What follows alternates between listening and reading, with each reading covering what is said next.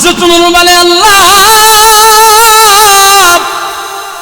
যেই রাসূলের কাছ থেকে আমি ঈমান শিখেছি, যেই নবীজি আমার ঈমান শিখাইছে, যেই রাসূল আমাকে সমাজ পরিচালনা শিখাইছে, ওই নবীজি মদিনার মধ্যে ঘুমন্ত আছে। আল্লাহ, নবীর ঘুমন্ত রাইকা মদিনাতে ভূমিকম্প দিবা না। হযরত ওমর রাদিয়াল্লাহু আনহু মদিনার মাটি যে আঘাত করেছে, ভূমিকম্প এবং থামাতামছে, কোনদিন আর মদিনায় ভূমিকম্প হয় নাই। 1500 বছরের ইতিহাস আল্লাহ পয়গম্বরকে জানায় দিয়েছেন, বহুত আগে নবীজিকে জানায় দিয়েছে, মক্কা মদিনাকে আমি আল্লাহ হেফাজত করব, সমস্ত অত্যাচার থেকে আমি হেফাজত করব, এই দুই শহরকে আমি হেফাজত করব। হযরত ওমর চিন্তা করতেছে ব্যাপার কি, কারণ কি, আমাদের কোনো যদি ভুল হয়ে যায়, ভুলের কারণে আল্লাহ আমাদের বিচার করো। আল্লাহ ইমানদারদের হযরত ওমর রাদিয়াল্লাহু আনহুকে এমনভাবে কবুল করেছে, ওমরের বাড়ির আঘাতের কারণে মদিনায় কোনোদিন আর ভূমিকম্প হয় নাই। তাকে বলা হয় ইমানদার, তার ভিতরে ছিল আল্লাহর ভয়। বলেন আমরা এখন কোন কাজে আছি? নেক কাজে না বদ কাজে? কেমনে এটা নেক কাজ? যতক্ষণ আমি আপনি এখানে বসে থাকব, অতক্ষণ আল্লাহর ফেরেশতারা আমার আপনার আমল নামায় কোনো গুনাহ লিখবে না। যে কাজ করলে গুনাহ হয় না, যে কাজ করলে আল্লাহ খুশি হয়, যে কাজের ভিতরে রহমত বরকত হয়, যে কাজ মানুষকে ঈমান শিখায়, যে কাজ জান্নাতের দিকে নেয়, যে কাজ জাহান্নাম থেকে বাঁচায়, ওইটাকে বলা হয় নেক কাজ। ওইটাকে কি বলা হয়? নেক আমল। নেক কাজ মানে নেক আমল। এই যে আমরা এখানে বসে আছি, বলেন আমার আগে যিনি আলোচনা করেছেন এবং আমিও যদি কিছু অল্প কথা বলি, আপনারা বসে থাকলে কি কোনো গুনাহ হবে? আপনাদের দেশে কি এমন যে বক্তা এদিক দিয়ে বয়ান করতেছে, পিছন দিয়ে অন্য কাজ করে, এমন আছে কেউ? সবাই আমরা এখন এক কাজে না কি? এক আল্লাহর বান্দা কিছু কথা বলবে আর আমরা সবাই শুনব। সেই কথাগুলো হবে আল্লাহ এবং আল্লাহর রসুলের জন্য। আল্লাহ যেমন বড়, আল্লাহর কথাও বড়। আল্লাহ যেমন দামি, আল্লাহর কথাও দামি। রসুল যেমন সম্মানী, নবীজির কথাগুলোও সম্মানী। যারা শোনে এবং বলে তারাও আল্লাহর কাছে অনেক দামি এবং সম্মানী। সেজন্য আমরা এখানে যতক্ষণ বসে থাকবো, কেউ 1 ঘন্টা, 2 ঘন্টা, আধা ঘন্টা, যতটুকুন সময় আমরা এখানে ব্যয় করব, আমার আপনার 50, 60, 70 বছরের হায়াত থেকে আজকের মাহফিলের 2 ঘন্টা আল্লাহর দরবারে গুনাহমুক্ত হয়ে পৌঁছে যাবে। ওয়াজ মাহফিল দিলে সর্বপ্রথম লাভ হইল এটা, যতক্ষণ মাহফিলে আছে বান্দা অতক্ষণ গুনাহমুক্ত আছে। অনেকে তো বলে হুজুর এত ওয়াজ দিয়া লাভ কি?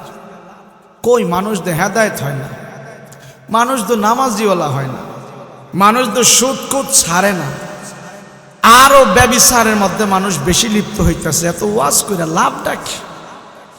তো আমিও কই ভাই সাহেব ওয়াজ করে লাভ নাই, মানুষ ভালো হওয়ার জন্য আরেকটা পদ্ধতি আমারে দেখাই দেন, ওইটাই আমরা করুম। আছে দেখাইতে পারবেন? আমি তো বলি ওয়াজ মাহফিলের দ্বারা বাংলাদেশের যত মানুষ ভালো হয়েছে, অন্য কোনো মন্ত্র তন্ত্রের বিনিময়ে এদেশের মানুষ এত ভালো হয় নাই। হুজুরদের ওয়াজ শুনিয়া, বিভিন্ন আলেমের কাছে যে নসিহত শুনিয়া, তবলিগে যায়া, সরমনায় যায়া, বিশাল বড় বড় ডাকাত, সন্ত্রাস, বাটপার, সিটাররা তওবা কইরা এমন ভালো হইছে, এখন চুরি করবে দূরের কথা, আরেকজনরা এখন তাহাজ্জুদের জন্য ডাকে। এমন বাংলাদেশে বহুত নজির আছে। কোন থানার OC, RAB, police, army, BDR,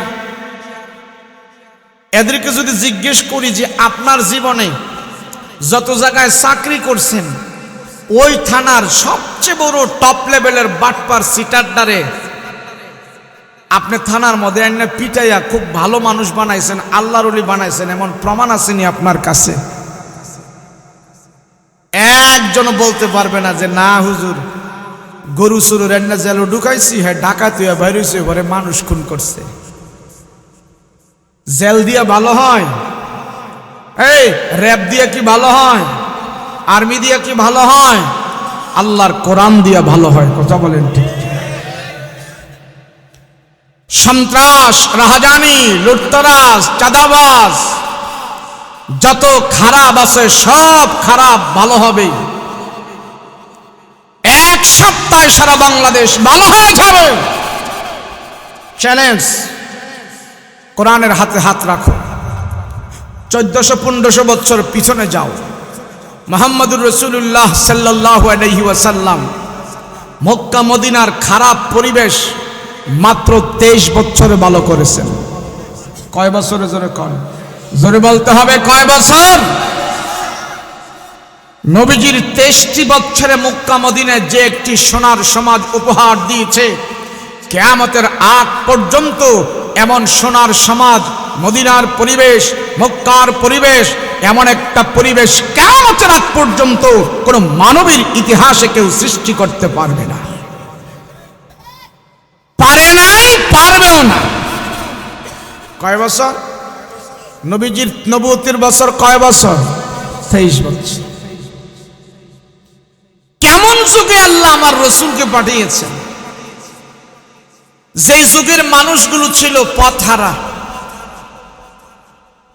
প্রভু নাই, পথ নাই, গাইডলাইন নাই, ভালো কিছু বুঝাবে সেই মানুষ নাই, আসমানি গ্রন্থ নাই, ওয়াজ ছিল না, নসিহত ছিল না, মাদ্রাসা ছিল না, মসজিদ ছিল না, আলেম ছিল না।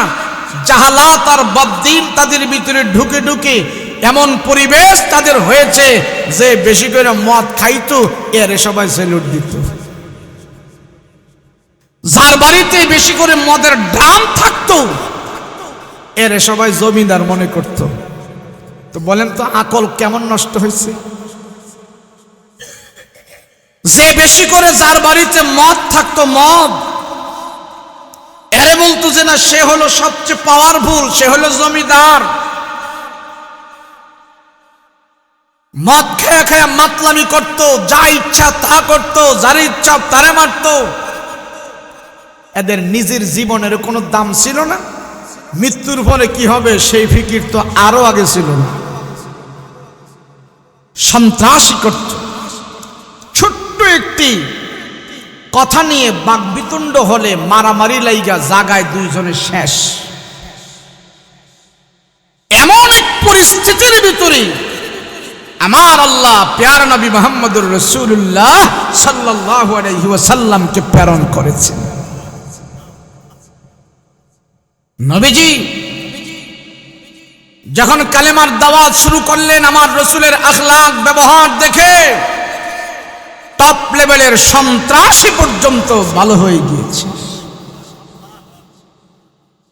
মক্কার 13 বছর আমার নবীজি কারো গায়ে কোনো আঘাত করে নাই, আমার রসুল কারো দিকে কোনো চোখরাঙ্গায় কথা বলে নাই। মক্কার 13 বছরে আমার রসুলুল্লাহকে কোনো বেঈমান, কোনো মুশরিক, আবু জাহেল, উকবা, সাইমা তারা বিন্দু পরিমাণ আমার রসুলের দোষ ধরতে পারে নাই। আমার প্রশ্ন হলো, দিন যত যায় নেশাখোর বাড়ে, সন্ত্রাস বাড়ে, চুরি বাড়তেছে, ডাকাতি বাড়তেছে, ছিনতাই বাড়তেছে, ধর্ষণ বাড়তেছে। এই যুগের চাইতে আরো বেশি খারাপ ছিল জাহেলিয়াতের যুগ। ওই জাহেলিয়াতের যুগটা আমার রসুল কোন আইনের মাধ্যমে ভালো করছে, কোন পদ্ধতির মাধ্যমে সোনার সমাজ করছে, ওই পদ্ধতিগুলো যদি আমরা একটু বাংলাদেশে অবলম্বন করতে পারি তাহলে বাংলাদেশ থেকে তো চুরি বন্ধ হয়ে যাবে। কথা বলেন ঠিক কিনা?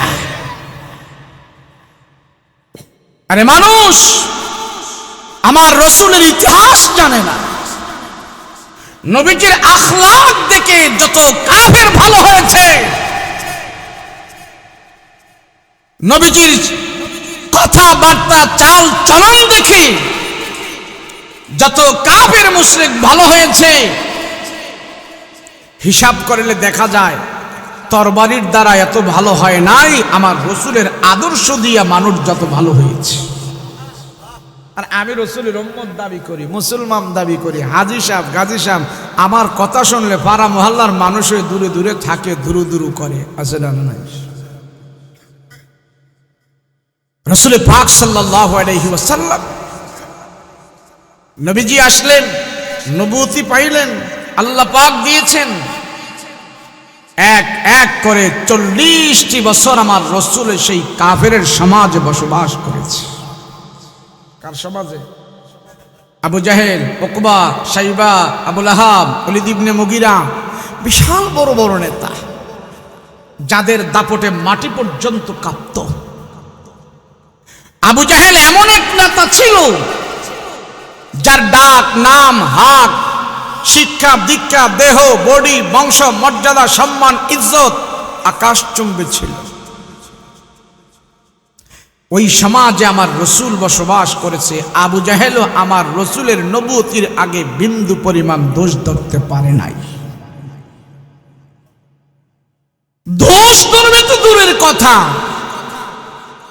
আমার রসুলের প্রশংসাই করেছে তারা নবুয়তির আগ পর্যন্ত। দাহিয়া কালবি নামে এক মক্কা এক লোক ছিল, সে মানুষ খুন করত, এটা তার পেশা ছিল। তার মেয়েকে পর্যন্ত সে খুন করেছে, তার আত্মা দিল কাঁপে নাই। ওই দাহিয়া কালবি আমার রাসূলুল্লাহর পরশে এত ভালো হয়েছে, তার চেহারাটা অনেক সুন্দর ছিল, আল্লাহ তারে এমন কবুল করেছে, এই সন্ত্রাস, এই খুনি, এই ডাকাত এমন ভালো হয়েছে, আল্লাহ জিবরাইল আমিনকে মাঝে মাঝে নবীজির কাছে দাহিয়া কালবির সুরত ধারণ করে পাঠাইতেন।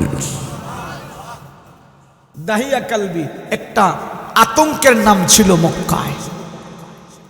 খুনি, সন্ত্রাসী, হঠাৎ করে এক মানুষের সাথে কোনো কিছু গন্ডগোল হলে খুন করে দিত, একটু তার দিল কাঁপত না। সে দাহিয়া কালবির কানে খবর গেছে, মুহাম্মদের ডাইনে বামে থেকে ওমর অনেক ভালো হয়ে গেছে, ওমর অনেক ভদ্র হয়ে গেছে, নম্র হয়ে গেছে। দাহিয়া কালবি দেখলো মক্কার নারীরা পর্যন্ত ওমরের প্রশংসা করতেছে। তো দাহিয়া কালবি চিন্তা করলো, আরে ওমর তো একটা গৌর মেজাজের মানুষ ছিল, মদ খায়া টাল হয়ে পইরা থাকতো। ওমরের কণ্ঠটা মোটা ছিল, মোটা কণ্ঠ, একটু আকল বতার কম ছিল, গৌর মেজাজের মানুষ ছিল। কিন্তু নারীরা পর্যন্ত ওমরের প্রশংসা করতেছে। ওমর অনেক ভালো হয়ে গেছে, আখলাক ওলা হয়ে গেছে। দাহিয়া কালবি মনে মনে চিন্তা করে, কোন মুহাম্মদের সাথে থাইকা ওমরে তো ভালো হইল, আবু বকরের প্রশংসা করে, ওমরের প্রশংসা করে, ওই মুহাম্মদকে আমি এক নজর দেখতে চাই। দাহিয়া কালবি মনে মনে ভাবে, আরে ওমরের প্রশংসা মক্কার নারীরা পর্যন্ত করে, মানুষেরা পর্যন্ত করে, যে ওমর রাখালগিরি করত মাঠের মধ্যে,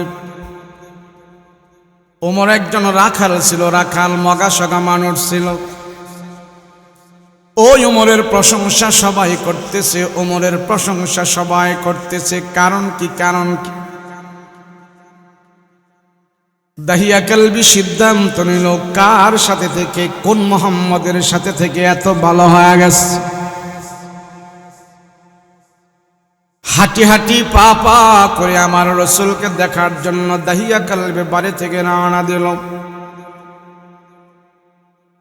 হাঁটতে হাঁটতে আমার নবীজির মজলিসে হাজির হয়ে গেলেন, নবীজির বাড়িতে হাজির হয়ে যায়। দাহিয়া কালবি আমার পয়গম্বরের সাথে দেখা করার জন্য হাঁটি হাঁটি পা পা করে সাহাবীদের মজলিসে দাহিয়া কালবি হাজির হয়ে গেছে। নবীজি মজলিস জমায়া সাহাবায়ে কেরামদেরকে জান্নাত জাহান্নামের কথা বলে দ্বীনের তালিম দিতেছে। এমন মুহূর্তে ওই মজলিসে দাহিয়া কালবে হাজির হয়ে গেল। এখানে যেমন পয়গম্বর সব সাহাবীদের নিয়ে কথা বলতেছে, ওই দূরে গেটের মধ্যে দাহিয়া কালবে হাজির হয়ে গেছে। হযরত ওমর রাদিয়াল্লাহু আনহু আমার রাসূলের বাম পাশে সব সময় বসা থাকতেন। হঠাৎ করে ওমরের চোখ যায় দাহিয়া কালবের চেহারার মধ্যে পড়ল। হযরত ওমর লাফ দিয়া দাঁড়ায় গেছে আর বলে, রহমতের নবী গো, আপনি আমাকে অনুমতি দেন, আমাদের এই মজলিসে মক্কার সবচেয়ে বড় সন্ত্রাসীটা আসছে, আমাদের এই মজলিসে মক্কার সবচেয়ে বড় সন্ত্রাসী আসছে, খুনি আসছে। নবীজি আপনি অনুমতি দেন, তার কল্লাটা আমি উড়াইয়া দেব। সে অপবিত্র মানুষ কেন আপনার আমার এই মজলিসে আসলো? আমি ওমর তাকে কল্লা উড়াইয়া দিতে চাই। সে একজন নাপাক, সে একটা সন্ত্রাসী, সে একজন খুনি, কেন পবিত্র মজলিসে আসলো আমি তারে একটু দেখে দিতে চাই। আমার নবী ডাক দেয়া, ওমর গো বসো, ওমর গো বসো, গরম হইও না, গরম হইও না। ঠান্ডা মেজাজ তারা জিজ্ঞেস করে আসো কেন সে এখানে আসছে, উদ্দেশ্যটা ভালো না খারাপ, তুমি যা তারা জিজ্ঞেস করে আসো। আগে আগে তার পদে তুমি চোখ রাঙাবে না, জিজ্ঞেস করে আসো না কেন আসছে। মুসলমান ভাইরা আমার, দাহিয়া কালবি নবীজির পবিত্র মজলিসে আগমন করার পর হযরত ওমরের মেজাজ গরম হয়ে গেছে। রহমাতুল লিল আলামিন কেন আমাদের এই পবিত্র মজলিসে দাহিয়া কালবি আসছে, কারণটা কি গো, আমাকে অনুমতি দেন তারে সাইজ করে ফেলে। নবী ওমর গরম হইও না, দেখো তার উদ্দেশ্য কি, কেন আসছে, কারণ কি জিজ্ঞেস করে আসো। হযরত ওমর হাঁটি হাঁটি পা পা করে দাহিয়া কালবির দিকে যায়। হযরত ওমরের ভাবসাব দিকে দাহিয়া কালবি ভয় পেয়ে গেছে। হায়রে, ওমর যেভাবে আমার কাছে আসতেছে, যদি ওমরে আমাকে ভালো মতো ধরে, আমাকে যদি কিলঘুষি দিয়ে ফেলে অপমান হয়ে যাব। ওমর যে এইভাবে আসতেছে, রুক্ষ মেজাজ নিয়ে আসতেছে, আমি যদি আজকে সত্য কথা বলি তাহলে তো ওমর আমার বিশ্বাস করবে না। কি করা যায়, কে করা যায়, আমি কি থাকবো না ভাগবো না, দৌড় দেব। দাহিয়া কালবি বলে, আমি মানুষ খারাপ হতে পারি, ভালো উদ্দেশ্য নিয়ে তো আমি এখানে আসছি, আমি ভালো কথাটা, দিলের সত্য কথাটাই ওমরের কাছে বলবো। এই চিন্তা করতে করতে হযরত ওমর দাহিয়া কালবির সামনে হাজির হয়ে যায়।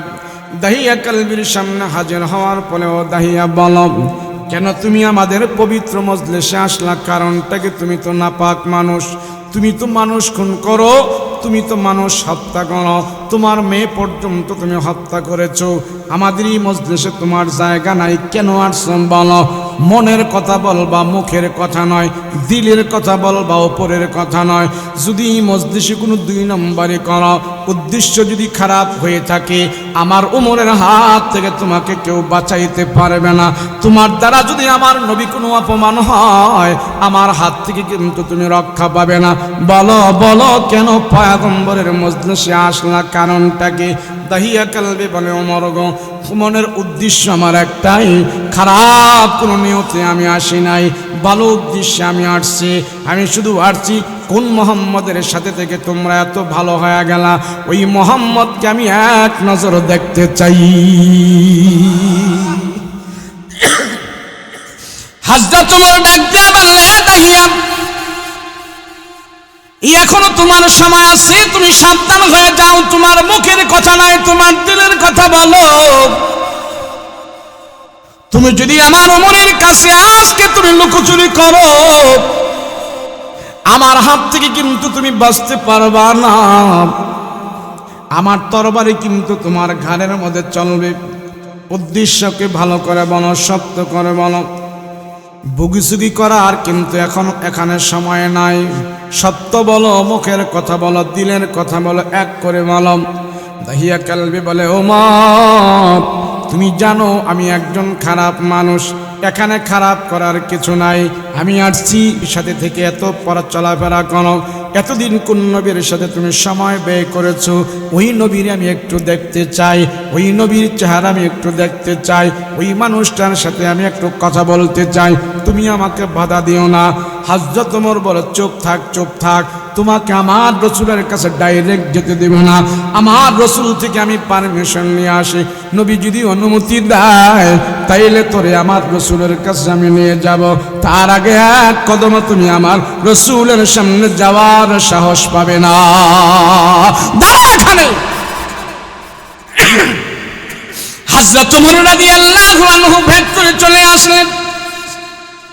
আল্লাহর নবীকে জিজ্ঞেস করি, ইয়া রাসূলুল্লাহ, ইয়া হাবিবাল্লাহ, রহমতের নবী,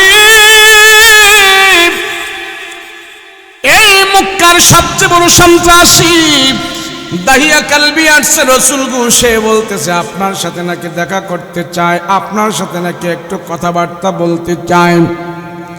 নবীজি আপনি যদি অনুমতি দেন তাইলে তারে আমি সিকিউরিটি গার্ড হিসাবে তারে আমি নিয়ে আসব। আল্লাহর নবী ওমরের চেহারার দিকে তাকায় বলে, ওমর গো, তুমি তো মেজাজ গরম করে ফেলছো, আমার রসুলের মন বলতেছে ওই সন্ত্রাসীর কপালের ভিতরে আল্লাহ তাআলা হেদায়েতের দরজা খুলে দিয়েছে। ওমর গরম হও না, নরম হও, আর যাও তাকে নিয়ে আসো। হযরত ওমর রাদিয়াল্লাহু আনহু আবার হাঁটি হাঁটি পা পা করে দাহিয়া কালবির কাছে যান।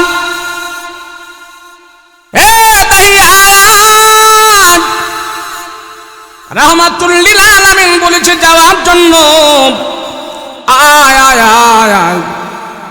দাহিয়া কালবিকে নেয়, ধরে ধরে নিয়ে যাচ্ছে, আর কানে কানে বলে, এখনো তোমার সময় আছে, সাবধান। যেই নবীর প্রাণের চাইতে ভালোবাসি, জানের চাইতে ভালোবাসি, দুনিয়ার সব কিছু থেকে রাসূলুল্লাহর মহব্বত আমাদের দিলের ভিতরে বেশি, সেই নবীকে যদি তুমি কোনো অপমান করো, আমার ওমরের হাত থেকে কিন্তু বাঁচতে পারবা না, তুমি যত বড় খুনি হও আর সন্ত্রাসী হও। দাহিয়া কালবি বলে, ওমর তুমি আজকে আমাকে বিশ্বাস করতে পারো না, না আমি আজকে দিলের কথা বলছি, মুখের কথা বলছি না, চলো চলো আমারকে নিয়ে যাও, নবীর সাথে আমি একটু দেখা করব। হযরত ওমর রাদিয়াল্লাহু আনহু দাহিয়া কালবিকে নবীর সামনে হাজির করে বলে, দেখো এটা হইল হযরত আবু বকর, এটা হইল ওসমান, এটা হইল আলী, আর আমাকে তো তুমি ভালো করে চেনো, আর উনি হলেন আমাদের প্রিয় নবী মুহাম্মদুর রাসূলুল্লাহ সাল্লাল্লাহু আলাইহি ওয়াসাল্লাম। নে আমার রাসূলের সামনে হাজির করে দিয়েছি, কি বলবি বল, আর আমি কিন্তু এখানে দাঁড়ানো আছি, বেয়াদবি করিস না। দাহিয়া কালবি আমার পয়গম্বরের চেহারার দিকে তাকায় রইল। আল্লাহর নবী ডাক দিয়ে বলে, ও দাহিয়া, তুমি আমার পয়গম্বরের দরবারে আসছো, আমার রাসূলের বাড়িতে আসছো, তুমি এখন আমার রাসূলের মেহমান, আমি তোমার জন্য মেজবান। এ দাহিয়া, আমার নবীজির দরবারে যারা মেহমান হয়ে আসে, আমার রাসূলের উপরে দায়িত্ব হলো, কর্তব্য হলো তারে মেহমানদারি করা। দাহিয়া দাঁড়াও, আমি নবীজি তোমার জন্য ভালোবাসার ব্যবস্থা করতেছি, আমি নবীজি তোমার জন্য ভালো খাবারের ব্যবস্থা করতেছি, আমার নবীর উপরে এখন কর্তব্য দায়িত্ব, আমি রাসূল মেহমানদারি করা এটা আমার সুন্নাত। এবার দাহিয়া কালবিকে দাঁড় করায়া নবীজি ঘরের ভিতরে যায়, বিবিদেরকে যা বলে ঘরের মধ্যে কি খাবার দাবার আছে দাও, আর ভালো একটা বসার ব্যবস্থা করো, ভালো একটা বসার পাত্র দাও। নবীজি সব করে খুঁজলেন, দাহিয়া কালবির জন্য ভালো বসার ব্যবস্থা করতে পারলেন না, এবং ভালো খাবার দাবারের কোনো ব্যবস্থা করতে পারলেন না। দাহিয়া কালবির সামনে এসে আমার নবী ডাক দিয়া বলে, দাহিয়া তোমার জন্য আমি ভালোবাসার ব্যবস্থার জন্য খোঁজাখুঁজি করেছি, আমার রাসূলের ঘরে তেমন কোনো দামি বসার ব্যবস্থার জিনিস নাই, আসন নাই, সেই জন্য আমি রাসূল আমার মাথা থেকে আমার পাগড়িটা খুলে দিলাম, আমার মাথা থেকে আমার রুমালটা খুলে দিলাম। আমি জানি আমার এই মাথার পাগড়ি, মাথার রুমাল তামাম দুনিয়ার চাইতেও আরো দামি, আমি সেই দামি জিনিসটা তোমার জন্য জমিনে ছড়িয়ে দিলাম। তুমি আমার মেহমান, আর আমি দামি জিনিস দিয়ে তোমার মেহমানদারি করাবো। এটা আমার রাসূলুল্লাহর আদর্শ। এ দাহিয়া, আমার রুমালের উপরে বৈশা তুমি মেহমানদারি আদায় করে নাও। ইতিহাস প্রমাণ করে দাহিয়া কালবি আল্লাহর রাসূলের সামনে দাঁড়ানো আছে। নবী যখন রুমাল ছড়ায়া দিছে, দাহিয়া কালবির চোখ থেকে পানিগুলো টপ টপ করে গড়ে গড়ে পড়তেছে। ও রহমতের নবী গো, আমি কোন জায়গায় আসলাম, কার কাছে আসলাম? দুনিয়াতে অনেক মানুষ আমাকে ভয় করে, কিন্তু এমন সম্মান তো কেউ আমাকে করে নাই। এই পৃথিবীর বুকে আমার বংশধরেরা, আমার আপনজন লোকেরাও কোনোদিন আমাকে এত সম্মান করে নাই। দুনিয়াতে কেউ আমাকে এতটুক সম্মান দেয় নাই, এতটুক ইজ্জত দেয় নাই। আমি জানতে পারলাম আপনি একজন মহামানব, আপনি একজন নবী, কিন্তু আপনার মাথার রুমাল সম্মানী এবং দামি। ওই মাথার রুমালটা আপনি আমার জন্য জমিনের মধ্যে ছড়িয়ে দিয়েছেন, আর আমি এখানে বসবো। আমি আর বেয়াদবি করতে চাই না গো নবীজি, আপনার রুমালের উপরে বসা এটা আমার জন্য হালাল হবে না। রাসূল, আমি বসতে পারবো না। আল্লাহর নবী ডাক দিয়া বলে, দাহিয়া,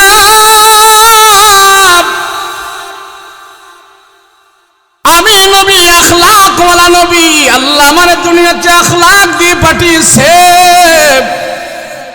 মেহমানের সাথে কি সম্মান করতে হবে আল্লাহ পাক আমাকে শিখাইছে। তুমি খারাপ হও, সন্ত্রাস হও, সেটা তোমার ব্যাপার, কিন্তু আমার রাসূলের কাছে আসছো, তুমি আমার মেহমান। বসো, আমার রুমালের উপরে বসো, রুমালের উপরে বসো। দাহিয়া কালবি রুমালের উপরে বসতে চায় না, পয়গম্বর তারে জোর করে বসাইলো। আল্লাহ নবী বসায় বলে, তুমি মেহমানদারি আদায় করো। এবার দাহিয়া কালবি আমার পয়গম্বরের চেহারার দিকে তাকায় আছে। সব সাহাবীরা দেখতেছেন দাহিয়া কালবি নবীর চেহারার দিকে তাকায় আছে। আল্লাহর নবী বলে, দাহিয়া বলো বলো, তুমি কি বলবা, কেন আসছো? ইয়া রাসূলুল্লাহ, পয়গম্বর কো জীবনে নিজের মূল্য বুঝি নাই, মানুষের দাম বুঝি নাই, শুধু মানুষ খুন করেছি, মেজাজ গরম করে করে মানুষের উপর অত্যাচার করেছি। আজকে রাসূল গো আপনার চেহারার দিকে তাকায় তাকায় আমি দেখতেছি, আমার দিল সাক্ষী দিতেছে, এমন নম্র ভদ্র মানুষ মনে হয় পৃথিবীতে আর একজন আল্লাহ পাঠায় নাই। ইয়া রাসূলুল্লাহ, ইয়া হাবিবাল্লাহ, রহমতের নবী,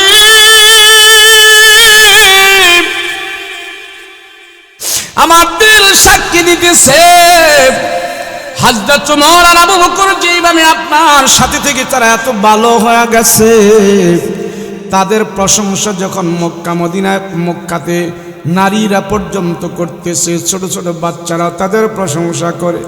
ও পয়গম্বর, আপনি যদি অনুমতি দেন আমি আর পিছনে যাব না, আপনি যদি অনুমতি দেন আমি আর বাড়িতে যাব না। আমি জীবনে অনেক ভুল করে ফেলেছি, অন্যায় করে ফেলেছি। নবী গো, আপনি যদি আমাকে অনুমতি দেন, আমার অপবিত্র হাতটা আপনার দিকে বাড়ায়া দিলাম, আপনার পবিত্র হাতটা লাগায়া পয়গম্বর আমাকে ওমর আর আবু বকরের দলের ভিতরে অন্তর্ভুক্ত যদি করেন, আমি স্বেচ্ছায় আপনার হাতে হাত রেখে কলমা পড়তে বাধ্য হয়ে গেলাম। আল্লাহ রাসূল বলে, ওমর তুমি একটু মেজাজ গরম করে ফেলেছি, দেখো না সন্ত্রাসী ইসলামের ছায়া তলে আসার জন্য আল্লাহ পাক তাকে ওখান থেকে এখান পর্যন্ত নিয়ে আসছে। ও মানুষ, আখলাক হও। মুসলমানদের এখন কোনো কিছুর অভাব নাই।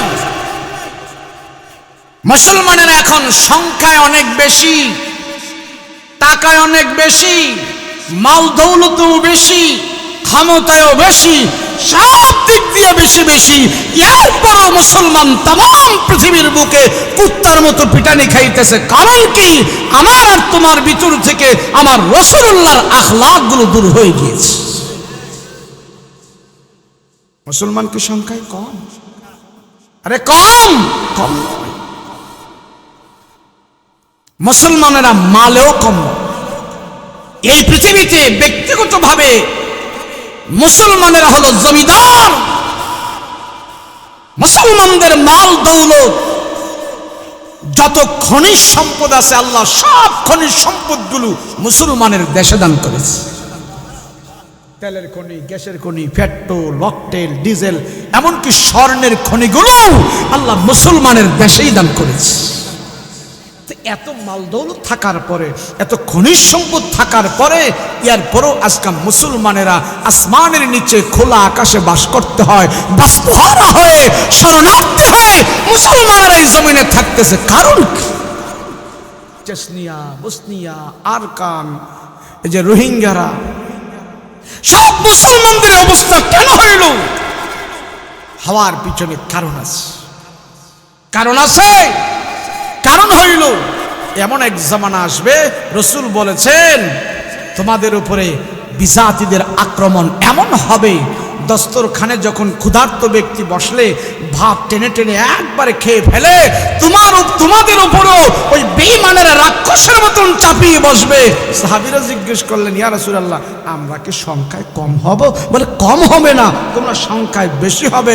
তোমরা সব মানুষ তখন দুনিয়ার মোহে পড়ে যাবে, আখিরাত ভুলে যাবে, আমার রাসূলুল্লাহর আদর্শ থেকে তোমরা দূরে চলে যাবে। আসলে তো তাই হয়েছে, কথা বলেন ঠিক কিনা? তাই তো হয়েছে। মুসলমানের দেশ থেকে যদি তেল সম্পদ বন্ধ হয়ে যায়, সারা পৃথিবী অচল হয়ে যাবে। মুসলমান যদি তেল উত্তোলন বন্ধ করে দেয়, সারা পৃথিবীতে বিমান চলবে না, স্তব্ধ হয়ে যাবে। বিমান চলার তেল সারা পৃথিবীতে নাই। কিন্তু মুসলমানদেরকে গাদ্দার বানাইয়া, হারামি বানাইয়া আমেরিকা এমন ভাবে তেল মুসলমানের দেশ থেকে চুরি করে করে নিয়ে বুঝাই করে রাখছে, পুরোটা পৃথিবী নাকি সারা 2 বছর পুরোটা পৃথিবী মুসলমানের চুরি করা তেল দিয়ে পুরোটা পৃথিবী তারা 2 বছর চালাইতে পারবে। এইভাবে মুসলমানদের সন্তানদেরকে গাদ্দার বানায়া বানায়া সমস্ত সম্পদগুলো বিজাতিরা চুরি করে নিয়ে গেছে। আরো নিয়ে যাচ্ছে, আরো নিয়ে যাবে। যখনই মুসলমান সে যখন রসুলের আখলাকের উপরে উঠে যাবে, আল্লাহর রসুলের কোরআনের কাছে চলে আসবে, এত লাগবে না, সংখ্যায় কম হলেও আল্লাহর সাহায্য চলে আসবে। আমরা তো শান্তি খুঁজি, আমেরিকা, লন্ডন, জাপান, এই ইউরোপে না গেলে শান্তি হইতো না। ইউরোপে না গেলে বেশি করে টাকা কামান যাইব না। যদি একটু শান্তি টান্তি খুঁজতে হয়, তাহলে বিজাতি, বেঈমান এদের সাথে একটু সম্পর্ক রাখলে মনে হয় আমাদের শান্তি হবে। এমনই তো আমাদের মনের ভাবসাবটা, কথা কোন ঠিক কিনা? একটা আপনাকে তো ওয়াজটা মন খারাপ লাগতেছে, জানি না আপনারা কোন ওয়াজ পছন্দ করেন, তবে আমলের ওয়াজ করলে পছন্দ করার এই কথা, কথা কোন ঠিক কিনা? আমাদের সব আছে, আমল নাই। আমল যদি না থাকে, আমার বক্তারও কোনো দাম নাই, হুজুরেরও কোনো দাম নাই, হাজিরও দাম নাই, গাজীরও দাম নাই। আর একজন আমল যদি থাকে, একটা রিক্সাওয়ালাও আমার হুজুরের আগে সে বেহেশতে চলে যাবে। দরকার কি? আমল। দরকার কি? আমল। বড় হুজুর, বড় মাওলানা সাজ্জা রয়েছে, আমল নাই, লাভ হবে কোনো? কথা বলেন, লাভ হবে কোনো? মুসলমান, তুমি আমল করো, ফরজিয়াতগুলো আদায় করো, রসুলের সুন্নতগুলো আদায় করো। অল্প রিজিকের ভিতরে আল্লাহ পাক জান্নাতি সুখ তোমাকে পয়দা করে দিবে। শান্তি কোথায়? আজকে টাকাওয়ালায় কয় শান্তি নাই, রিস্কাওয়ালায় কয় শান্তি নাই, 10 তলায় কয় শান্তি নাই, গাছতলায় কয় শান্তি নাই। এ নাই নাই নাই, শান্তি নাই। মনে হয় শান্তির মায় 300 বছর আগে মারা গেছে, আর আইতো না। এমনই তো ভাবসাবটা, কথা কোন ঠিক কিনা? শান্তি কোথায় জানেন? আল্লাহর কোরআনে। আমি যদি বলি এনে স্টেজের হুজুরদেরকে ছাড়া আপনারা যারা সাধারণ জনগণ আছেন, কয়জনে আজকে কোরআন পড়ছেন? সবাই তো মুসলমান, বলে পড়ছেন? হাতে কোনো 2-1 পাওয়া যাবে, আলহামদুলিল্লাহ। কিন্তু যদি বলি গান বাদ্য কয়জনে শুনছেন, তো মাশাআল্লাহ বেশিরভাগই। হুজুর এটা শুনুন লাগে না, ঘরে শুয়ে থাকলে, হ্যাঁ আমার বাচ্চা কাচ্চারা যে টিভি লাগায়া গান টান দেখে, এগুলা দিয়ে আমার সন্তুষ্ট, পেট ভরে যায়। আছে না? না নাই? প্রতিটা ঘর থেকে বাদ্যের আওয়াজ বের হয়, গানের আওয়াজ বের হয়, কোরআনের আওয়াজ বের হয় না। কথা কোন ঠিক কিনা? আবার আমরা শান্তি চাই, কি চাই? শান্তি চাই। ওই এক লোক এক এলাকায়, যেমন আপনাদের এলাকায় দূর থেকে একটা অপরিচিত একটা পিসাব আইছে। এই পীর সাহেব কারো সাথে কথা কয় না, খায় না, লয় না, এই একা একা থাকে। তো পীর সাহেব খুব আল্লাহওয়ালা পীর সাহেব, নামাজ রোজা করে, কিন্তু মানুষের সাথে কোনো দেখা সাক্ষাৎ নাই, তার ভাইলেতে চলে। তো পীর সাহেবের সাথে একটা থৈলা আছিল, থৈলা বুঝেন তো? থৈলা ব্যাগ, ব্যাগ। ঠিক ব্যাগের ভিতরে পীর সাহেবের আতর, মেসওয়াক, পাঞ্জাবি, টুপি, জামা কাপড় সবই আছে। এটার সাথে কতগুলো স্বর্ণের পয়সা আছিল, স্বর্ণের কতগুলো কয়েন ছিল এই থৈলাটার ভিতরে। স্বর্ণের কয়েন থাক আর স্বর্ণের চাকা চাক অসুবিধা নাই, কিন্তু হয়তো পীর সাহেব মানুষ, দুনিয়া তার দরকার নাই, তো এগুলি থাকলেও কি না থাকলেও কি এগুলি আছে। তো এই এলাকার ভিতরে একটা বাটপার, টাউট বাটপার আছে। ওই কদমতলি মরে যায় পকেট মারে, 200 টাকা পকেট মারে মানুষের, তো দৈরা ফিডায় টিডায়, গাঞ্জা মাঞ্জা খায়, এমন আছে না কিছু? তো পীর সাহেব যে এলাকায় আছে, হে এলাকায় এমন একটা টাউট বাটপারও আছে। তো হুজুরি করছে কি, একদিন পুকুরে গোসল করতে গেছে, গোসল করার পর জামা কাপড় পরিবর্তন করব, তো ওই থৈলার ভিতর তো লুঙ্গি টান দিছে। লুঙ্গি টান দেওয়ার পরে লুঙ্গি যে টান দিছে, লুঙ্গি পরিবর্তন করবে, ওই লুঙ্গির সাথে ওই স্বর্ণের কয়েনটিও বেরিয়েছে। ওই যে বাটপার আছে একটা গাঞ্জটি, হ্যাঁ দেখছে, কিরে হুজুরের ব্যাগের ভিতরে দিয়ে এমন মূল্যবান সম্পদ, আই হায়, কই যায়া বাবু বাজারে ব্রিজের হেনে যায় পকেট মারি, কেরানীগঞ্জ যায় পকেট মারি, মানুষে মাইট দৌড় করে। হুজুরের কাছে যে স্বর্ণের পয়সা, এগুলো যদি খালি নিয়ে যাইতে পারি তাহলে 2-3 যুগ বৈশা খামু, আগে এডিয়া না নিম। বাটপারে চিন্তা করতেছে, যদি নেই তাহলে ক্যাবনে নিতে হয়, মানে পলিসি বার করতেছে কিভাবে নেওয়া যায়। এর চিন্তা খালি এটাই, হুজুরতে খালি কেমনে পয়সা দি নেওয়া যায়।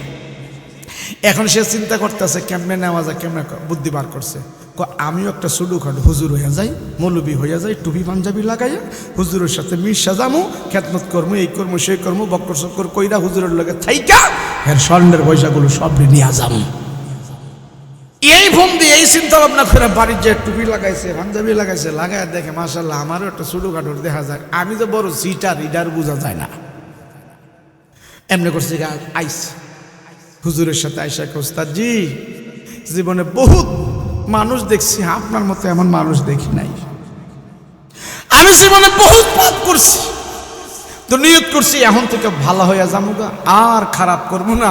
কোনো মানুষ পাই না ভালো হওয়ার জন্য, আপনারে পাইছে, আল্লাহ মিলাই দিছে, আমি আপনার সাথে থাকবো, আপনার খেদমত করবো, আপনারে পানি টানি দেবো, মেসওয়াক, আতর, টুপি, যা খেদমত লাগে আর সব আমি করবো। আমি নিয়ত করছি 1 যোগ 12 বছর আপনার সাথে থাকবো হুজুর, আপনার সাথে থাইকা আপনার খেদমত কইরা আপনার তো খেলাফত নিয়া আমি একটা ছোটখাটো হিসাব হইয়া বাড়িতে যাবো, যদি আপনি অনুমতি দেন। তো হুজুর ওকে থাকো, সমস্যা কি, থাকো না। তো থাকা শুরু করছে। হ্যাঁ কি খেদমতের লেগে আইছে না চুরির লেগে আইছে? পিসাবে তো আল্লাহওয়ালা পিসাব, হুজুরের সাথে থাকে, দিনের বেলা আতর, মেসওয়াক, পাঞ্জাবি, টুপি, এটা সেটা সব খেদমত করতেছে। হুজুরে তো হুজুর বুঝছে, হক্কানি হুজুর তো। এখন হুজুরে রাতের বেলা আশারের নামাজ পড়া ঘুম দিছে, সুন্নত বেতের পইরা ঘুমাইছে, তো বাটপারেও পাশে ঘুমাইছে। হুজুরে তো নাক ডেকে ঘুম দিছে, বাটপারে তো ঘুমের বান ধরছে। নিশিরাত্রে যখন দেখতেছে হুজুরে দিছে ঘুম, করে ডাইকা বাটপারে কই এইবার ওই, আর হুজুরের যে থইলাটা এটা হুজুরের বালিশের নিচে দিয়া হুজুরে ঘুমাইছে। বাটপারে করছে আস্তে আস্তে করে হুজুরের নাক ডেকে ঘুম দিছে, আর আস্তে আস্তে করে থইলার ভিতরে হাতরা চালাইছে, চালাইয়া দেখে আর এই ব্যাগের ভিতরে হাতায়া দেখে আতর, মেসওয়াক, পাঞ্জাবি, টুপি সব আছে, মাগার স্বর্ণের পয়সাটি নাই।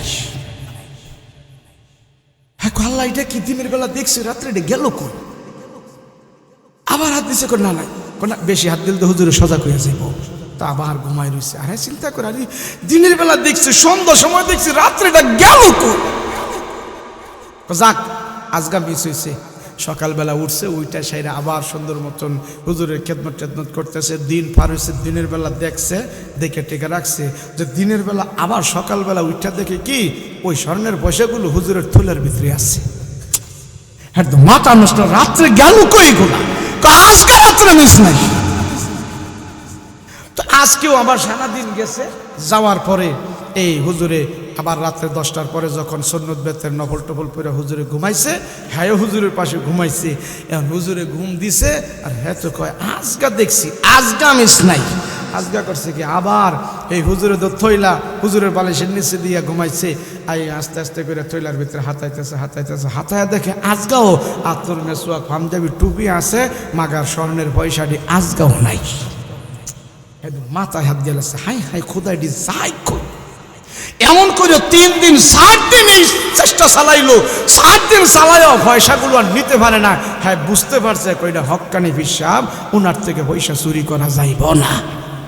অযথা এখানে সময় নষ্ট করে কি লাভ নাই। সকালবেলা ঘুমতে উঠতে, হুজুর বাড়িতে তো বৌজি বলা আছে, কয়েকদিন হয়েছে আইসি, এদের তো খাবার দাবার দিতে হইব, একটা হক দক আছে আমার, তো আমার একটু ছুটি দেন, আমি একটু বাড়ির যাই। হুজুরে করছে হাতে ধরে, আইসি লিবাডা 1+12 বছর থাকবি আমার সাথে, ওখানে 12 দিন হয়েছে না, যাইতেই গেছাস, ব্যাপারটা কি? 12 দিনও তো থাকবি, তো 3-4 দিন হয়েছে এখনই যাইতে গেছাস। সত্যি কথা কম, কেরে আইসুস আর কেরে যাস? হুজুর জানি আপনারা হুজুর মানুষ, নরম মানুষ, মারতেন না, সত্যি কথাটা কই আইলাই। কয় কি?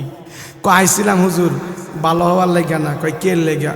আপনার পয়সাটি চুরি করার লেগে আইছিলাম, স্বর্ণের পয়সাটি। তো হুজুরকে চুরি করছো নি? হুজুর 3-4 দিন চেষ্টা করছি, নিতে পারি না। কি চেষ্টা করছো? আপনি যখন রাত্রে ঘুমায় থাকেন, থৈলাটা বালিশের নিচে দিয়া, আর দিনের বেলা দেখে রাখি থৈলার ভিতরে পয়সাটি আছে। তো দিনের বেলা তো দেখে রাখছি, রাতের বেলা থৈলা যখন বালিশের নিচে দিয়া ঘুমাইছেন, আমি খালি আপনার বালিশের নিচে থৈলার ভিতরে হাতাইছি। হাতাই হুজুর 3-4 দিন দেখছি, আমার আশ্চর্য হয়ে গেল। দিনের বেলা দেখি আর রাতের বেলা পয়সাটি যাই কই। হুজুরে কয়, এই কাজ করছস? কহ খুদাকে আমার বালিশের নিচে হাতাইছস? তোর বালিশের নিচে একদিন হাত দিছিলি নি? আমার বালিশের নিচে হাত দেবো কিতাম, থইলা আপনার পয়সা আপনার বালিশের নিচে থাকে, দিনের বেলা দেখি একদিনও তো ভাইলাম না, তো আমার বালিশে হাতামো কিতাম। ব্যাকল ভাবি কেমনে, দিন হইলে না পয়সাটি আমার কাছে থাকতো, আর রাত হলে এই পয়সাগুলো আমি তোর বালিশের নিচে হান্দায় রাখতাম। বাট পারা দেখ, আল্লাহ করলাম কি? একদিন আমার বালিশের নিচে হাত দিলাম না, আরে করলাম না কি? কারণ একদিন যদি আমার বালিশের নিচে হাত দিতাম তাইলে তো ভাইয়া যেতাম, হাই হাই করলাম কি? হুজুর আর কয়দিন তাহার সুযোগ দেন না। হুজুরে বাট পার দূর হ। আরে মুসলমান, এই বাটপাড়ের অবস্থা আমাদের সবার হয়ে গেছে, কথা কোন ঠিক কিনা? আমাদের হাতের নাগালে আল্লাহর কোরআন, এত নবী পাইলাম, এত উচ্চ নবী পাইলাম, দামি নবী পাইলাম, কোরআন পাইলাম। আল্লাহ সব দুনিয়ার সফলতা, সুখ, শান্তি, কামিয়াবি কোরআনের মধ্যে রেখে দিয়েছেন। আর সেই কোরআন আমাদের হাতের নাগালে থাকার পরেও শান্তি এখানে খুঁজি না, শান্তি আমেরিকায় খুঁজি, কথা কোন ঠিক কিনা? এর জন্য শান্তি তো নাই মনে হয় শান্তির মায় 300 বছর আগে মারা গেছে, আর দেখা হবে না, কথা বলেন ঠিক কিনা? বিশ্বনবী রাহমাতুল লিল আলামিনকে আল্লাহ শান্তির দূত করে দুনিয়াতে পাঠাইলেন। হযরত ওমর বলে, দুনিয়ার মানুষ, আরে দুনিয়াতে দামি এবং শান্তিকার কয় আমি ওমর থেকে জানো, আমি ওমর থেকে শিখো। আমার ওমরের কোনো দাম ছিল না, পৃথিবীতে কোনো দাম ছিল না, কোনো সম্মান ছিল না। ওমর একটা মগা মানুষ ছিল। মগা বুঝেননি আপনারা? মগা বুঝেন? আমাদের কুমিল্লায় কয় মগা, কয় মফিস, রংপুরারা কয় অগা, বরিশাল খেবুপাড়ায় গেলে কয় খেবুপাড়ার বলদ, ডাকায় কয় হামদু, আবার কয় আবুল।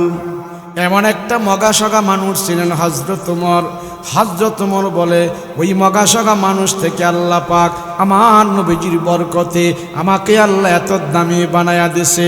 শুধু দামি না, অর্ধ জাহানের খলিফা বানায়া দিছি। হযরত ওমর খলিফা দাল বল নিয়ে হাঁটতেছে, সবাই নিয়ে হাঁটতেছে, মরুভূমি দিয়া যায়। সব সাথীদেরকে ডাক দিয়া কয়, সাথীরা থামো, আর এক কদম সামনে পারবো না, তোমরা থামো। সব সাথীদেরকে থামাই দিয়া হযরত ওমর একটা বিশাল বড় চাটিয়াল ময়দানের দিকে তাকায় রইলেন, বিশাল বড় মাঠের দিকে তাকায় রইলেন। তাকায় সেখানে কান্নাকাটি করতেছে, চোখ থেকে পানি পড়তেছে।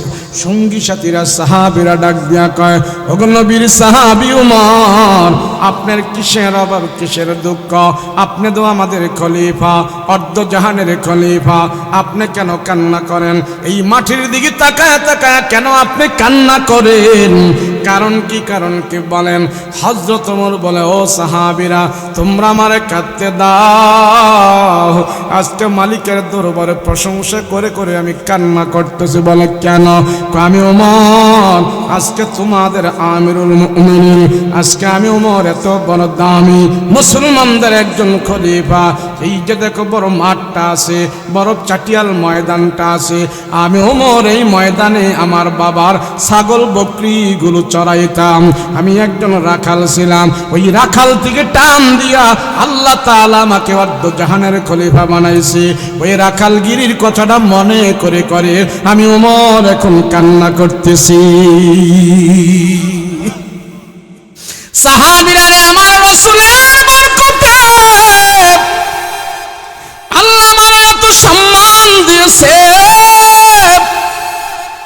আমার রাসূলুল্লাহ আমার জন্য দোয়া করছে, আল্লাহ হয়তো উমরকে দিনের জন্য কবুল করো, নাই তো আবু জাহেলকে কবুল করো।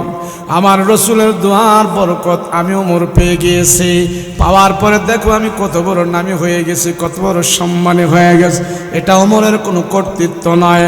হযরত ওমর একদিন মরুভূমির ভিতরে ওট চড়াইতেছেন। রৌদ্র, প্রচণ্ড রৌদ্র উঠে গেছে। ওই রৌদ্রের তাপের কারণে সহ্য করতে পারে না।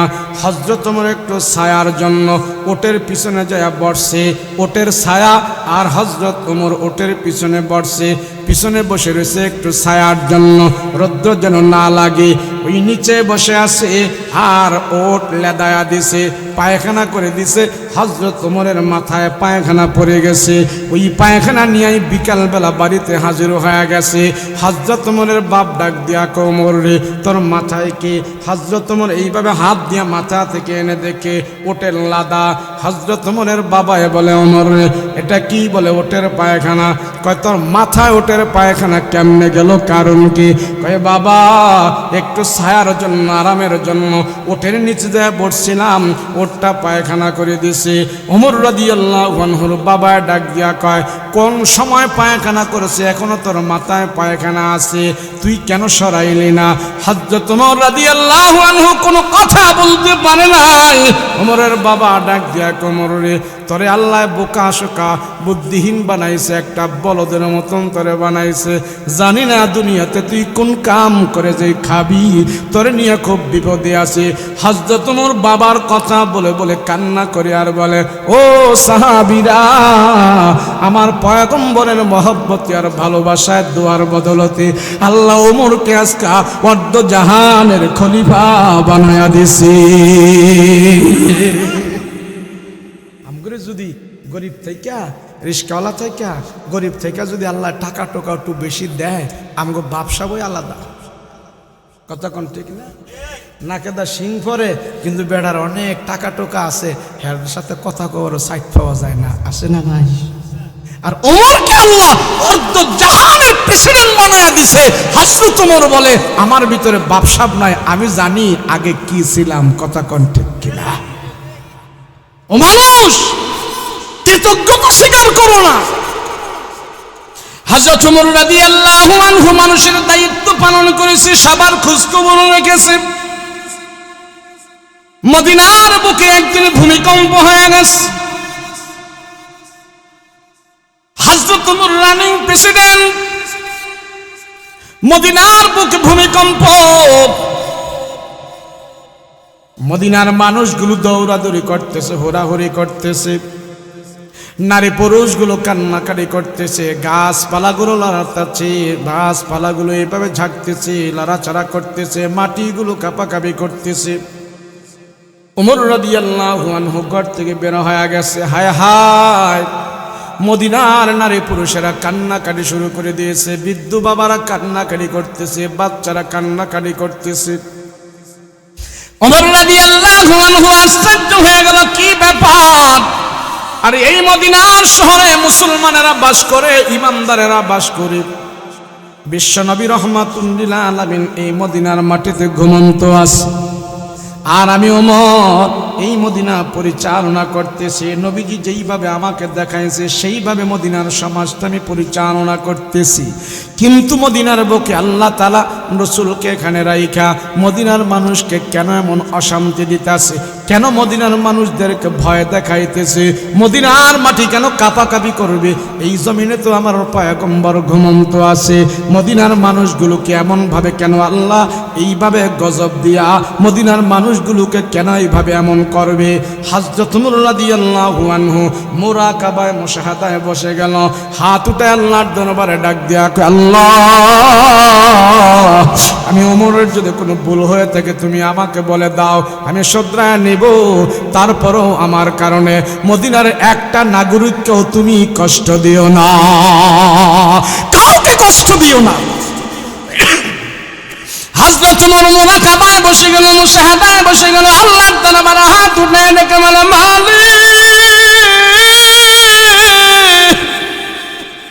আমি ওমরের যদি কোনো ভুল হয়ে যায় আল্লাহ তুমি আমার উপরে বিচার করো। আমি মদিনার প্রেসিডেন্ট, আমি মদিনার রাষ্ট্র আমি পরিচালনা করি, তবে আমার মন মতো পরিচালনা করি না, আমার নবীজির কথা মতো আমি পরিচালনা করি।